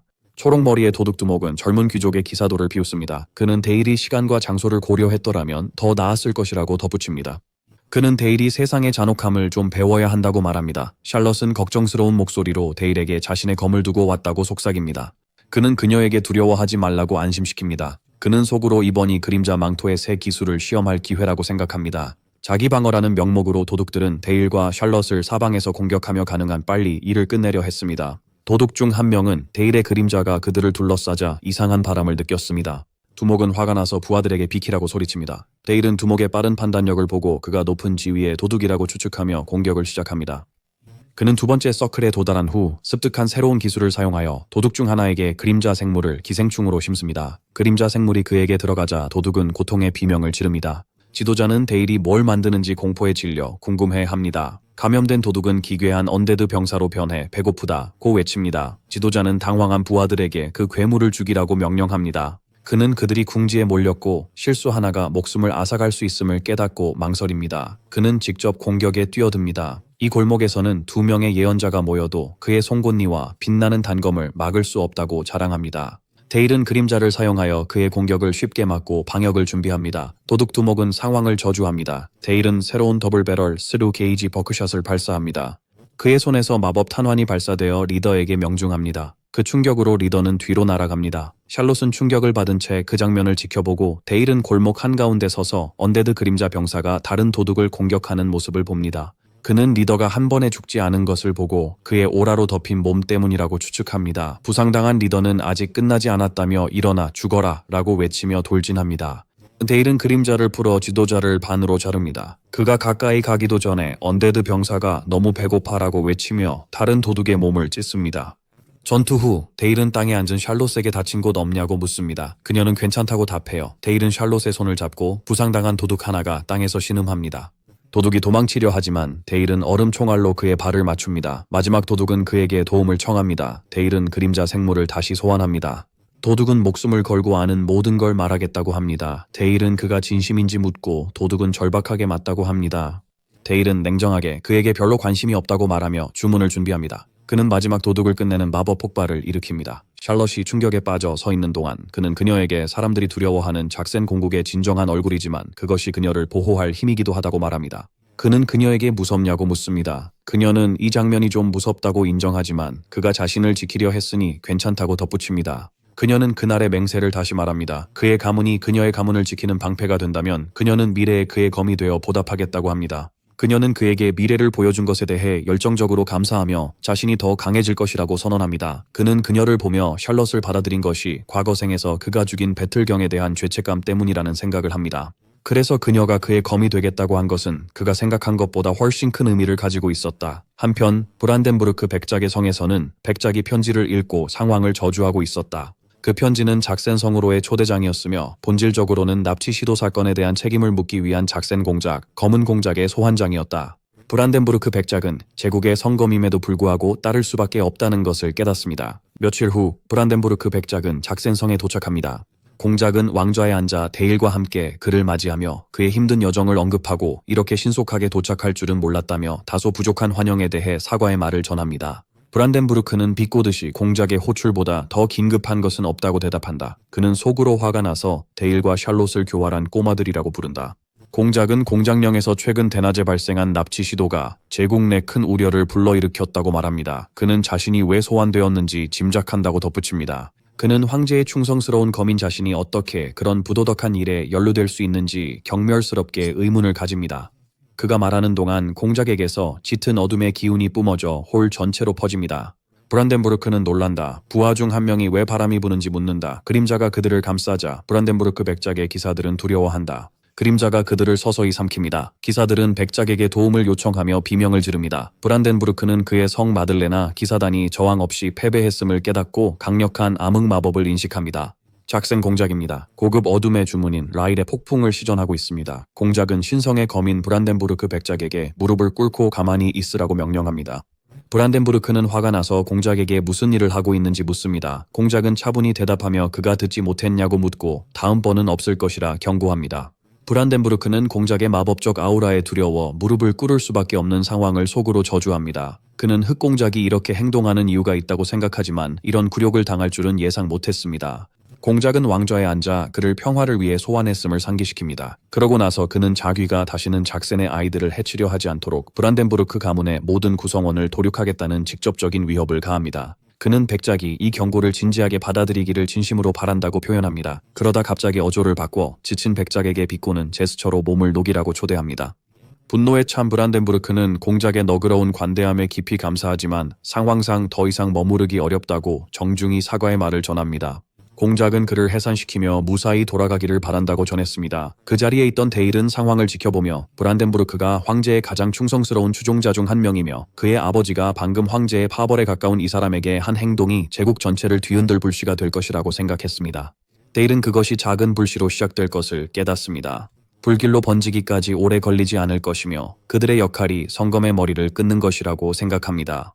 성검이 검은 공작 앞에 무릎을 꿇었다는 소식이 퍼질 때쯤 공작은 그의 사무실에 있었다. 공작과 사비아 선생님이 서 있었다. 사비아는 놀랐습니다. 공작은 그녀 앞의 시체들이 데일을 공격한 도둑 길드의 일원이라고 설명합니다. 그는 이 모든 것이 데일의 책임이라고 말합니다. 그녀는 내장을 토해낸 끔찍한 시체와 으깨지고 구멍이 난 또 다른 시체를 주목합니다. 그리고 처음으로 그녀는 데일에게 가르친 것이 잘못된 것이었는지 의문을 갖기 시작합니다. 그는 그녀에게 데일의 재능을 잘 이끌려면 그녀의 지혜가 필요하다고 설명합니다. 그래서 그녀에게 수석 고문직을 제안합니다. 충격을 받은 사비아는 이것이 단순한 교사가 아니라 섹슨 가문의 일원이 되라는 요청임을 깨닫습니다. 그는 데일이 그녀에게 크게 의지하고 있으며 그를 이끄는 것이 자신의 능력만으로는 불가능하다고 설명합니다. 그는 그녀가 돕는다면 상황이 달라질 거라 주장합니다. 그녀는 이해하고 동의합니다. 사비아 선생님은 데일이 세상을 어떻게 보는지 아는 일이 이제 더 중요해졌다고 말합니다. 시간이 흘러 데일의 10번째 생일이 화려한 연회장에서 열립니다. 올해 생일 파티의 다른 점은 황제 파벌의 사람들이 참석했다는 것이었습니다. 참석자 중 특히 눈에 띄는 인물이 있었습니다. 마르키즈 율리스가 환영받으며 젊은 로드 데일에게 다가가 만나서 기쁘다고 인사했습니다. 한편 파티에 온 손님들은 훌륭한 음식에 감탄하며 섹슨 공작의 관대함을 칭찬했습니다. 그들은 북부 중심에서 이런 호화로움을 경험할 수 있다는 것이 믿기지 않는다며 공국이 제국에서 너무 멀리 떨어져 있다는 우려가 잘못되었음을 언급했습니다. 데일은 상황을 지켜보며 이들이 제국 수도에서 온 중심 귀족들이자 황제 파벌의 핵심이며 그의 이름 아래 가장 강력한 세력이라고 생각한다. 그는 그들이 이 파티에 참석한 이유를 명확하게 깨닫게 된다. 이는 암묵적인 경고의 의미를 담고 있다. 신성의 거민 브란덴부르크 백작에게 가해진 모욕에 대해 황실이 결코 가만히 있지 않겠다는 메시지를 전달하고 있다. 이제 그의 앞에 서 있는 사람은 이 메시지를 완벽히 이해하는 사신 율리스의 후작이다. 후작은 데일을 살펴보며 말한다. 이분이 젊은 데일 경이군요. 마르키즈 율리스는 자신을 붉은 군주라는 칭호로 소개하며 데일에게 인사합니다. 데일은 마르키즈의 정체에 대해 생각합니다. 그는 불과 분노 그리고 권력을 통한 질서를 추구하는 붉은 마법탑의 수장입니다. 이 탑의 마법사들은 제국에 만연한 힘이 곧 정의라는 정신을 따르며 제국의 야망을 실현하는 도구가 되는 것을 주저하지 않았습니다. 그는 전생에서 붉은 탑의 마법사들에 의해 온갖 강제적인 마법적 개조를 겪었던 것을 기억해낸다. 마르퀴스 율리스는 데일에게 다가와 제국에서 비길 데 없는 마법적 재능을 가진 공작 가문의 기적의 천재에 대해 들었다고 말한다. 그는 데일이 9살 때 가문의 기사를 지키기 위해 오크 무리를 물리쳤다는 소문을 언급합니다. 그는 데일이 진정한 공작의 아들이라고 결론지었습니다. 데일은 희미하게 미소 지으며 정중히 감사 인사를 전하고 즐거운 시간 보내시길 바란다고 말한다. 그는 매년 이렇게 생일 축하를 받는 것이 얼마나 지치는지 생각하며 자리를 떠난다. 그는 샬럿과 함께 훈련하고 싶어 하지만 그녀가 어머니를 돕는 시녀로서의 공식적인 지위 때문에 불가능하다는 것을 알고 있다. 더 중요한 것은 검신의 딸인 샬럿이 검술 연습하는 모습을 드러내는 것이 얼마나 위험한 일인지 깨닫고 있다는 점이다. 갑자기 비명과 함께 남자의 목소리가 들려오며 하녀에게 가만히 있으라고 합니다. 그는 비명소리가 어디서 났는지 궁금해합니다. 데일은 소리를 따라가 보니 한 남자가 바닥에 쓰러진 하녀를 공격하고 있는 것을 발견합니다. 하녀는 그에게 자신을 내버려 두라고 애원하며 자신이 섹슨 가문을 섬기고 있다고 상기시킵니다. 파티 손님 중 한 명인 뚱뚱한 남자가 그녀에게 소리치며 하찮은 하녀가 감히 공작 가문의 이름을 어떻게 말할 수 있느냐고 묻습니다. 그는 계속 불평하며 오늘은 젊은 주인의 생일이고 모두가 즐거워하고 있다고 말합니다. 그는 이 헛소리로 시간을 낭비하는 대신 파티에서 여자와 노는 것이 더 낫다고 덧붙입니다. 그는 하녀 이브에게 더 이상 저항하면 죽여버리겠다고 위협합니다. 남자가 하녀에게 복종하라고 하자 데일이 차갑게 개입하며 묻습니다. 당신 지금 뭐 하는 거죠? 남자는 젊은 영주 데일을 보고 놀라 당황하며 데일이 왜 여기 있는지 궁금해하며 상황에서 빠져나가려 합니다. 피에트로라는 뚱뚱한 남자는 상황에서 빠져나가려고 무례하게 그에게 여자를 즐긴 적이 있냐고 묻습니다. 그가 아직 젊다는 이유로 그는 개인적으로 가르쳐주겠다고 제안하며 떨고 있는 하녀 이브를 붙잡고 칼로 위협합니다. 데일은 그의 도발을 무시하며 이브에게 걱정 말라고 안심시킵니다. 곧 그녀를 구해줄 거라고 말합니다. 이 세계가 계급사회라 피에트로가 자신이 귀족으로서 제국의 손님인 그를 공격할 거라고는 상상도 못할 거라고 생각합니다. 그는 이 망설임을 이용하여 얼음 주문을 걸어 피에트로를 맞춥니다. 피에트로는 땅에 쓰러지고 데일은 무모하게 물러설 생각이 없다고 생각합니다. 하지만 그는 황제의 사람을 공격하는 게 좋은 선택이 아님을 깨닫습니다. 피에트로는 화가 나서 일어나 무슨 뜻이냐고 묻습니다. 데일은 차갑게 무릎 꿇으라고 명령합니다. 그는 놀란 피에트로에게 소리치며 무릎 꿇고 이브 양에게 사과하라고 다시 명령합니다. 그는 이브 양이 섹슨 가문 사람임을 분명히 합니다. 피에트로는 항의하며 자신이 황제를 대신해 왔다고 상기시키고 하찮은 하녀를 보호하려고 자신을 모욕하는 것은 무례하다고 말합니다. 데일은 비꼬는 질문으로 그의 말을 끊습니다. 폐하께서 남의 하녀를 겁탈하는 취미라도 있으신 겁니까? 피에트로는 충격을 받고 그가 감히 그런 말을 하다니 하며 비난합니다. 그 순간 잭슨 공작, 율리스 후작과 나머지 손님들이 도착합니다. 마르키즈 율리스는 미소 지으며 흥미로운 광경이라 말합니다. 공작은 아들 데일에게 소란의 원인을 묻습니다. 데일은 피에트로가 섹슨 가문의 하녀를 공격하려 했다고 설명합니다. 귀족 중 한 명이 데일에게 비꼬듯이 이렇게 사소한 이유로 피에트로 경을 그렇게 경멸하는 것이냐고 묻습니다. 피에트로는 그 기회를 잡아 젊은 영주에 대해 공작에게 불평합니다. 데일은 그를 단호하게 가로막으며 누가 당신에게 일어서라고 허락했느냐고 묻습니다. 그는 손님들에게 제국 수도의 귀족들은 황제를 대표할 의무가 있다고 설명합니다. 그러나 이 남자 피에트로는 하찮은 하녀를 공격하여 황제의 명성을 훼손하려 했습니다. 이러한 이유로 그는 피에트로 경의 부끄러운 행동을 용납할 수 없었습니다. 마르키즈 율리스는 웃으며 젊은 영주의 재치가 걸작이라고 칭찬하고 그의 말이 절대적으로 옳다고 확인합니다. 그는 덧붙여 폐하를 대표하는 사람이 감히 하찮은 하녀를 공격하려 하다니 라고 말합니다. 그는 하인툴라라를 불러 이 벌레 같은 피에트로를 죽이라고 명령합니다. 피에트로는 충격을 받고 도움을 요청하며 비명을 지릅니다. 율리스는 불공격을 시작합니다. 피에트로는 불타면서 고통스럽게 비명을 지릅니다. 율리스는 젊은 군주의 말씀이 100% 옳다고 선언하며 황실과 제국을 모욕하려는 벌레들을 태우는 것이 자신의 의무라고 말합니다. 마르키즈 율리스는 젊은 데일경의 미래에 대한 큰 기대를 표현하며 장면을 마무리합니다. 소란이 가라앉은 후 황제의 사람들이 떠나고 다시 평화가 듀크 섹슨의 성에 돌아왔습니다. 그 후 어느 날 아침 하녀 이브가 젊은 자작자이를 깨운다. 그는 그녀에게 고마워하며 그녀의 머뭇거림을 보고 무슨 말이 있는지 묻는다. 이브는 망설이다가 그에게 감사하며 그를 섬기는 것이 자랑스럽다고 말합니다. 그는 그녀가 왜 망설였는지 궁금해하며 오래 살았지만 이런 존경에 익숙하지 않다고 생각합니다. 그러나 그는 익숙해져야 한다고 다짐합니다. 그는 다시 이브에게 감사해요. 섹슨 가문의 장남으로서 이 이름의 무게를 이해하고 제국을 무너뜨리기 위해 모든 것을 쓸 거라고 생각해요. 나중에 공작은 그의 아들 데이를 사무실로 부른다. 공작은 그에게 그가 뛰어난 아이라고 생각하지만 최근 행동이 이상하다고 말하며 그 이유를 묻는다. 데일은 그에게 만약 다른 세계에서 온 영웅이 검신군주 배틀과의 싸움에서 죽지 않았다면 그 영웅의 다음 목표가 사콘 공국이었을 것이라는 것을 알고 있었는지 물어 그를 놀라게 합니다. 공작은 이 말을 듣고 놀랍니다. 공작은 대담한 발언이라며 어떻게 확신하냐고 묻습니다. 데일은 잠시 망설이다가 속으로는 전생에 제국이 섹슨 가문을 음모하고 있다는 것을 들었기 때문이라고 생각합니다. 그는 생각을 바꾸어 현실에서 아버지에게 제국이 영웅의 힘을 처분하기로 결정한 이유는 이 사냥개가 통제 불능 상태가 될 것을 두려워했기 때문이라고 설명합니다. 그는 과거에 영웅이 마왕을 물리쳤지만 제국이 마왕의 땅에 남은 어둠을 완전히 제거하지 않았다고 덧붙였습니다. 대신 제국은 사족들에게 그 땅을 되찾아 제국의 영토로 만들라는 터무니없는 명령을 내렸고 그로 인해 그들의 자원을 소모하게 했으며 심지어 그 땅을 공작에게 영지로 하사했습니다. 데일은 그 땅의 어둠이 완전히 사라지지 않는 한 그들의 고갈은 절대 멈추지 않을 것이라고 결론지었다. 게다가 제국의 사람들과 북쪽 외부의 사람들은 그들을 가리켜 어둠의 일족이라고 손가락질한다. 이러한 이유로 제국이 영웅을 처리한 것처럼 그들을 위협하는 내부의 위협인 섹슨족도 제거하려고 할 것입니다. 공작은 그의 아들에게 영웅이 처리된 것을 어떻게 알았는지 놀라서 묻습니다. 데일은 이것이 단지 자신의 추측이며 기록 보관소에서 읽은 것에 근거한 것이라고 답합니다. 전체 이야기가 논리적이지 않기 때문입니다. 공식 서사는 영웅이 검의 신 로드 배틀과의 치열한 전투 끝에 명예롭게 죽었다고 말합니다.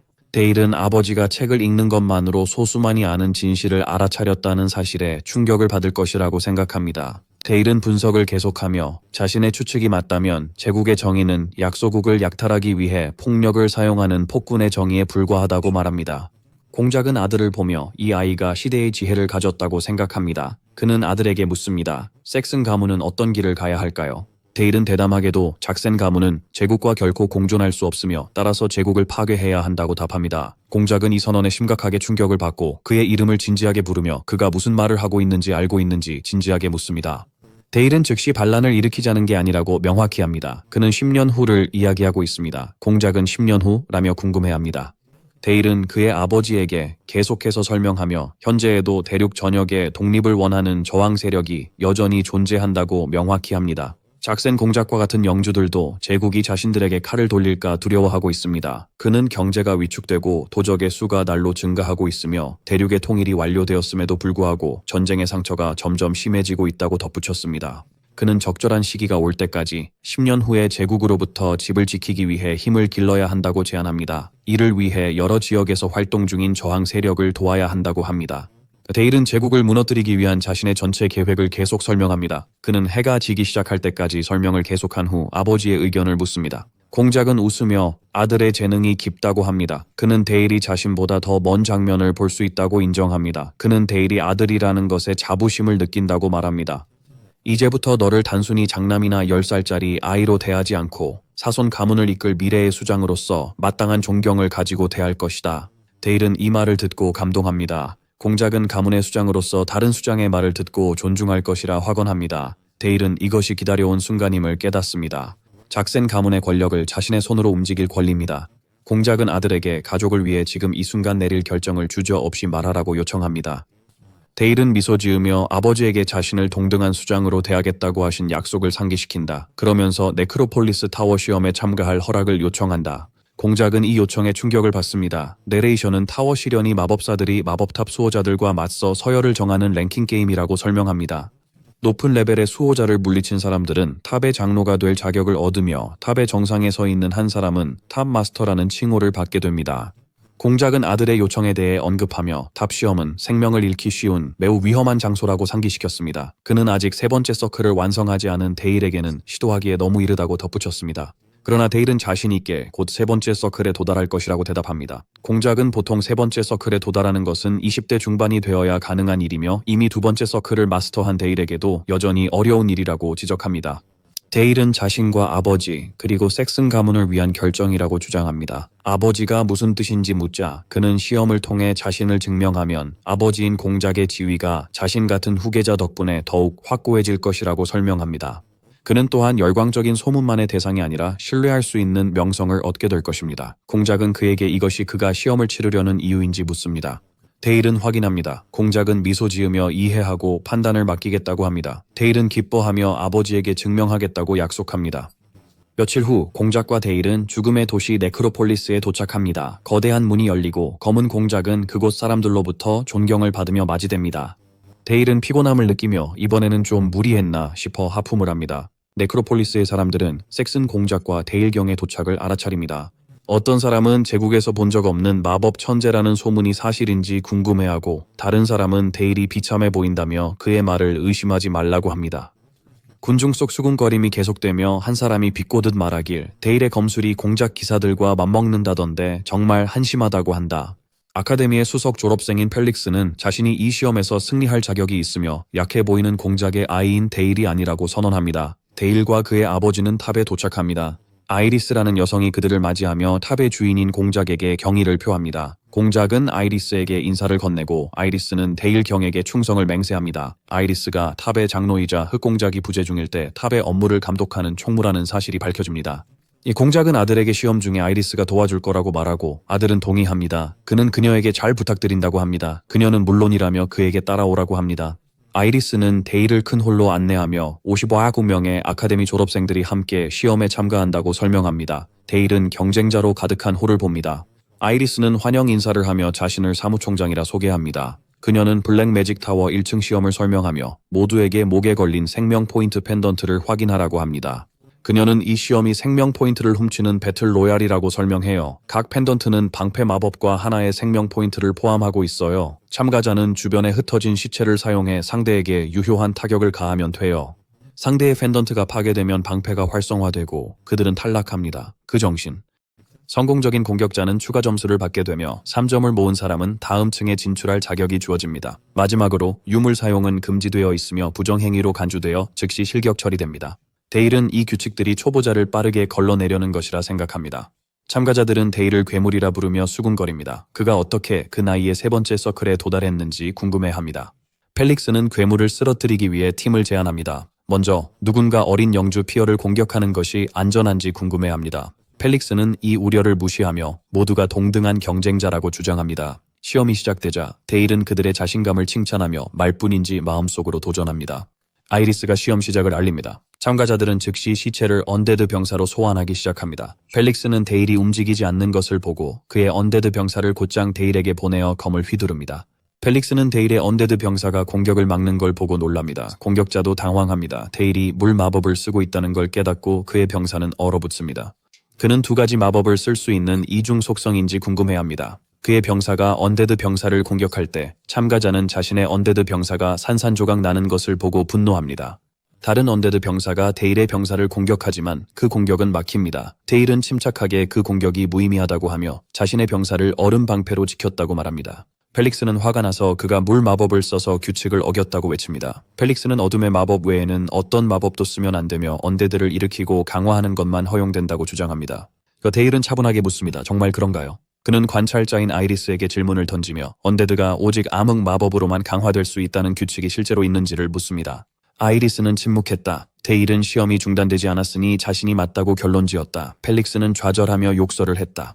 펠릭스 수석 졸업생은 동료들에게 소리치며 데일의 얼음으로 강화된 언데드 병사를 막고 데일을 직접 공격하라고 명령합니다. 그는 상대가 한 명뿐이니 숫자로 그를 압도할 수 있다고 주장합니다. 데일은 유물 사용도 금지되었다고 생각합니다. 그런 경우 그는 직접 싸우기로 결심하고 공격해오는 언데드 쪽으로 돌진합니다. 그는 그들의 공격을 우아하게 피하고 언데드 병사 중 한 명에게서 칼을 빼앗습니다.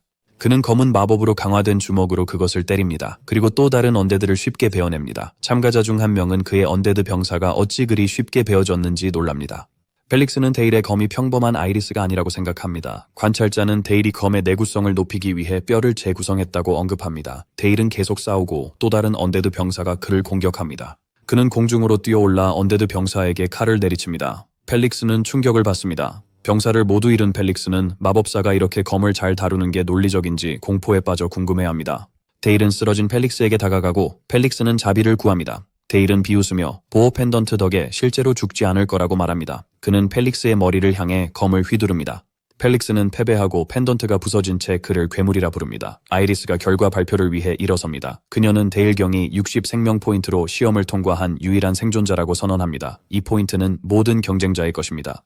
데일은 이곳이 그의 첫걸음이 될 것이며 모두가 그를 주위에 깊게 지켜봐야 한다고 생각합니다. 장면은 탑의 시련의 두 번째 층으로 전환되며 수호자인 살던거리 골렘을 물리쳐야 하는 시험이 기다리고 있습니다. 그는 보통 1층에서 생존한 사람들이 수호자를 물리치기 위해 팀을 이룬다고 생각하지만 자신이 모두 제거했기에 혼자라고 설명합니다. 1층과 달리 2층에서는 모든 마법이 허용됩니다. 유물 사용 금지 규칙은 여전히 유효하지만 그는 이것만으로 충분하다고 생각합니다. 그는 이를 세 번째 서클을 형성하고 자신의 진정한 잠재력을 시험할 기회로 봅니다. 골렘이 데일을 공격하지만 그는 피하고 방역하여 골렘의 팔을 다치게 합니다.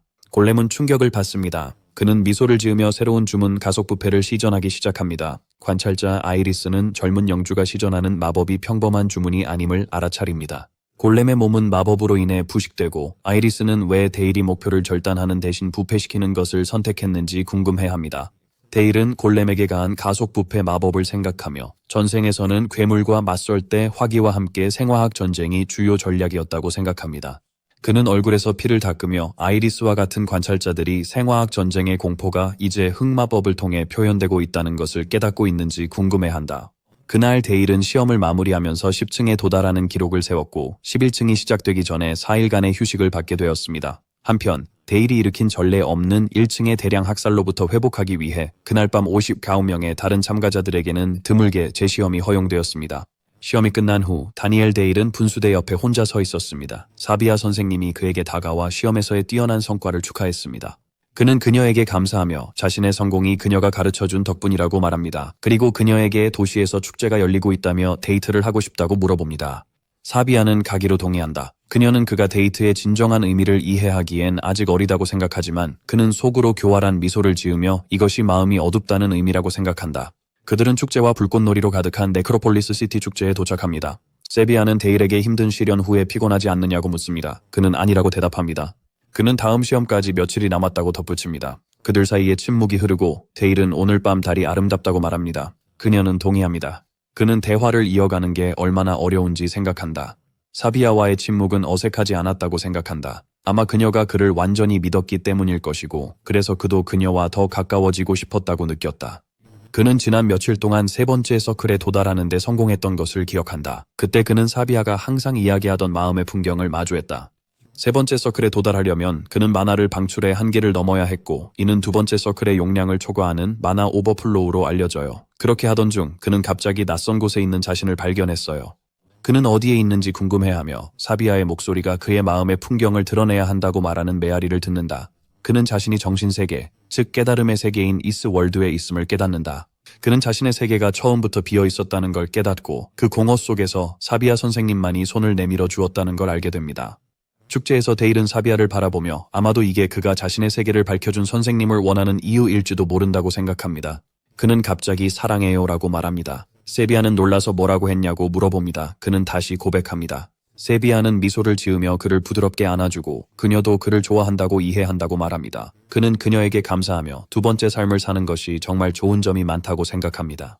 며칠 후 11층 시험 당일에 데일은 그 고백 이후로 자신과 사비아 사이에 아무런 진전이 없다고 생각합니다. 그는 그녀가 아마도 그것을 10살 소년의 유치한 짝사랑으로 여겼을 것이라고 추측합니다. 그는 다음 시험에 집중할 수밖에 없었다. 아이리스는 이번 시험이 1대1 마법 대결이며 승자가 12층으로 올라간다고 설명한다. 제릴은 그의 상대와 마주 서 있다. 상대는 자신을 엘버트 로젠하임, 서클 3의 마스터라고 소개한다. 그는 데일에게 어린아이라고 해서 봐주지 않을 것이라고 경고한다.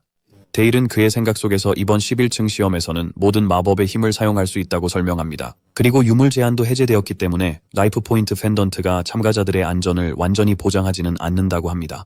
엘버트, 데일의 상대는 이제 제한이 풀렸으니 그들 간의 큰 차이를 데일에게 보여줄 거라 생각합니다. 그는 모든 힘을 다해 결투에서 정신 차리라고 경고합니다. 그는 데일에게 자신은 데일이 전에 싸웠던 미숙한 아카데미 졸업생들과는 다르며 젊은 영주의 자신감은 여기서 끝난다고 말합니다. 그리고 그는 데일에게 마법 화살을 퍼붓는 다크 에로우 공격을 시작합니다. 그는 이 공격을 막아보라며 도전합니다. 조롱을 계속하며 데일의 자신감이 더는 그를 데려다주지 못할 거라 말하고 또 다른 공격을 퍼붓습니다. 데일은 우아하게 공격을 피했다. 그는 엘버트가 결투 시작 전에 마법을 쓴 건 반칙이라 생각했다. 하지만 아무도 싸움을 멈추지 않았고 모두 그의 능력을 보고 싶어 하는 것이라 결론지었다. 그는 이것이 절대적인 실력에 의해 구축된 세계라고 생각합니다. 그는 마법사들을 조용히 욕하면서 알버트가 기회를 잡는 동안 엘버트는 자신의 창조물들에게 일어나서 자신에게 영원한 충성을 맹세하라고 외치며 어둠의 피에 굶주린 창조물을 불러냅니다. 데일은 지루한 표정으로 그 장면을 보며 지켜보는 것만으로도 창피하다고 생각하고 상대가 어디서 이런 어처구니 없는 주문을 배웠는지 궁금해한다. 그러나 그는 엘버트의 실력이 초보자들보다는 낫다고 인정한다. 데일은 엘버트가 소환한 언데드의 공격을 계속 피한다. 이것에 화가 난 엘버트는 그에게 얼마나 더 피할 생각이냐고 물으며 도망치기만 해서는 이길 수 없다고 주장한다. 그는 이것이 전부냐고 물으며 언데드 병사 중 하나에게 자폭하라고 명령합니다. 그는 승리가 자신의 것이라고 선언합니다. 갑자기 알버트는 데일이 사라진 것을 깨닫고 언제부터 어디로 갔는지 궁금해합니다. 데일은 엘버트 뒤에 나타나 아이에게 속임수를 쓰는 게 비겁하지 않냐고 비꼽니다. 엘버트는 혼란스러워 보입니다. 데일은 자신의 기습이 영리했다고 인정하며 그림자 망토 기술인 스펙트럴 폼을 사용합니다. 그는 상대에게 아직 자신을 이기려면 멀었다고 경고합니다. 한편 데일의 그림자 생물들은 강한 배고픔을 드러내며 엘버트를 먹어도 되냐고 묻기 시작합니다. 그는 미소를 지으며 그들에게 나아가라고 하지만 과식은 하지 말라고 합니다. 그림자들이 엘버트를 공격하자 엘버트는 고통의 비명을 지릅니다. 데일은 그림자들이 배고파서 좀 흥분한 것 같다고 합니다. 엘버트가 자비를 구합니다. 데일은 그림자들에게 물러나라고 합니다. 엘버트는 기절하고 아이리스는 데일을 1라운드 승자로 선언합니다. 데일은 두 번째 라운드에 나설 마법사가 누구인지 묻습니다. 다음 참가자는 살고 싶다며 기권합니다. 세 번째 라운드의 카운트가 시작됩니다. 그 순간부터 마지막 경기까지 데일은 한 번의 싸움을 제외하고는 기권으로 자동으로 진출했습니다. 그 후 데일은 자신의 세 개의 마법진을 정제하고 숙달하여 층수호자들을 하나씩 물리치기 시작했습니다. 그가 20층에 도달했을 때 마침내 그의 수준에 걸맞은 상대가 나타났습니다. 수호자는 무두기사였습니다. 이 기사는 흑탑의 장로가 직접 만든 것으로 이전의 적들과는 비교할 수 없는 상대였습니다. 관중들은 젊은 영주에게도 이게 한계일지 모른다고 말합니다. 데일은 일이 이렇게 예측 가능하게 진행되는 게 지루하다고 생각하며 미소 짓습니다. 데일과 무두기사의 전투가 시작됩니다. 관중들은 놀라서 상황을 궁금해합니다. 모두가 데일 앞에 무릎 꿇은 무두기사를 보고 깜짝 놀랍니다. 데일은 그에게 자결을 명령합니다. 무두기사는 즉시 스스로를 찌르고 쓰러져 파괴됩니다. 데일은 수호자의 역할을 포기하게 만든 이 충성심이 인상적이라고 생각합니다. 그는 그제서야 자신이 조금 과하게 행동했음을 깨닫고 관중들이 왜 충격을 받았는지 이해합니다. 한 창조물이었던 기사에게 주인인 탑 장로를 배신하고 자신에게 충성을 맹세하게 한 것은 데일이 자신도 모르게 흑탑 장로와 견줄 만한 수준에 도달했음을 의미했습니다. 그는 충분히 증명했다고 느끼고 돌아가기로 한다. 출구로 향한다. 관찰자들은 왜 떠나냐고 묻는다. 그는 계속해서 올라갈 수 있더라도 넘을 수 없는 선이 있다는 것을 생각합니다. 그가 더 높이 올라가면 괴물의 영역을 초월하여 알 수 없는 존재가 될 것임을 깨닫습니다. 그렇게 해서 데일의 시련이 끝났습니다. 데일의 시련이 끝나면서 탑의 시련도 탑의 주인과 그의 아들 데일의 도착으로 끝이 났습니다. 블랙타워 전체가 군사 경례를 했습니다. 작센의 귀족 가문들뿐만 아니라 블랙타워의 모든 마법사들, 장로들까지도 공작과 그의 아들에게 경의를 표했습니다. 데일의 압도적인 업적 덕분에 북부 제국의 섹슨 공국에서 북부 전체 지역이 서서히 통합되기 시작했습니다. 기사들은 젊은 군주 데일과 섹슨 가문을 위해 싸우고 환호하는 모습이 보입니다. 탑 시험을 안전하게 마친 후 데일은 아버지인 공작으로부터 오크 무리를 상대로 한 원정을 이끌라는 명령을 받았습니다. 이는 10살 아이에게는 터무니없이 무거운 책임이었습니다. 그의 지휘 능력을 의심하는 이는 없었습니다. 흑공작의 후계자로서 데일은 북부 지역을 점차 통합하기 시작했습니다. 이후 데일은 아버지에게 145명의 오크를 제거했다고 보고합니다. 공작은 밤사이의 피해 상황을 묻습니다. 데일은 경상자 3명 외에 다른 피해는 없다고 대답합니다. 공작은 그들을 지키기 위해 마법을 썼는지 묻습니다. 데일은 아니라고 하며 모든 공은 사슨 가문의 검 덕분이라고 주장합니다. 공작은 미소 지으며 그의 일을 칭찬합니다. 헬무트 경은 공작에게 젊은 영주가 이미 연대 규모의 기사 부대를 지휘하는 데 익숙해졌다고 말합니다. 데일은 겸손하게 그 공은 모두 헬무트 경의 가르침 덕분이라고 답합니다. 헬무트 경은 그를 칭찬하며 데일이 자신에게서 검술, 전략, 전술, 그리고 전쟁의 기술을 배웠다고 인정합니다. 그는 이 속도라면 데일이 자신의 영토를 이끌고 영토 전쟁을 치르는 날이 머지않았다고 예측합니다. 영지 전쟁을 떠올리며 미소 짓는 데일은 늘 새로운 무대를 방입니다. 장면은 데일과 샬럿의 대련으로 전환됩니다. 샬럿은 찌르며 외칩니다. 그들은 빠르게 타격을 주고받습니다. 그들 사이에 격렬한 충돌이 이어집니다. 데일은 훈련을 마치며 샬롯의 실력이 조금 나아졌다고 말합니다. 샬롯은 그가 마치 자신과 무관한 일처럼 말하는 것에 짜증나서 답합니다. 그는 그녀를 너무 놀렸는지 묻습니다. 그녀는 그가 3서클 마법사가 되었고 탑 시험 20층을 통과했음을 상기시킵니다. 그녀는 그 후로 젊은 로드 데일에 대한 칭찬만 들었다며 그가 질리지 않았는지 묻는다. 그는 그녀에게 걱정하지 말라고 안심시킨다. 그는 그녀에게도 강해질 것이라고 격려한다. 그는 그녀가 겨우 10살이라는 것을 생각해보면 샬럿의 재능이 평범하지 않다고 생각한다. 샬럿은 화가 나서 자신을 아이 취급하지 말라고 소리친다. 그는 그녀가 아이라고 말합니다. 그녀는 그도 아이라고 반박합니다. 그는 웃으며 전생의 기억을 언급하며 자신은 이미 어른이라고 합니다. 이후 헬무트 경은 데일과 함께 새로운 수업을 시작합니다. 그는 오늘 망치와 모루 전술을 가르칠 것이라고 설명하며 이 전술은 기병이 적의 측면을 돌파하여 포위하고 보병이 적 기병의 방역을 저지하는 데 의존한다고 설명합니다. 그는 이것이 핵심이라고 강조하며 이 전술의 이름은 모루 위에서 망치로 금속을 두드리는 과정에서 영감을 받았다고 설명합니다. 데일은 이 전술이 흑기병의 존재 덕분에만 가능하다고 결론짓습니다. 그는 전쟁의 본질이 세계가 달라도 크게 다르지 않다고 생각합니다. 헬무트는 샬럿의 훈련 상황을 묻습니다. 데일은 그녀의 훈련이 훌륭하지만 자신의 훈련과는 비교할 수 없다고 답합니다. 그는 그녀의 검술 기초가 잡혔고 곧 오라 기술과 섹슨 가문의 검술 스타일을 배우기 시작할 것이라고 설명합니다. 하지만 한 가지 걱정거리가 있다고 언급합니다. 데일은 샬럿과 그들의 검술 스타일 간의 호환성에 대한 우려를 추측하며 그를 방해합니다. 내레이션은 마법사들이 서클을 통해 마나를 마법으로 정제하는 것처럼 기사들도 내공을 통해 마나를 정제하고 오라로 저장할 수 있다고 설명합니다.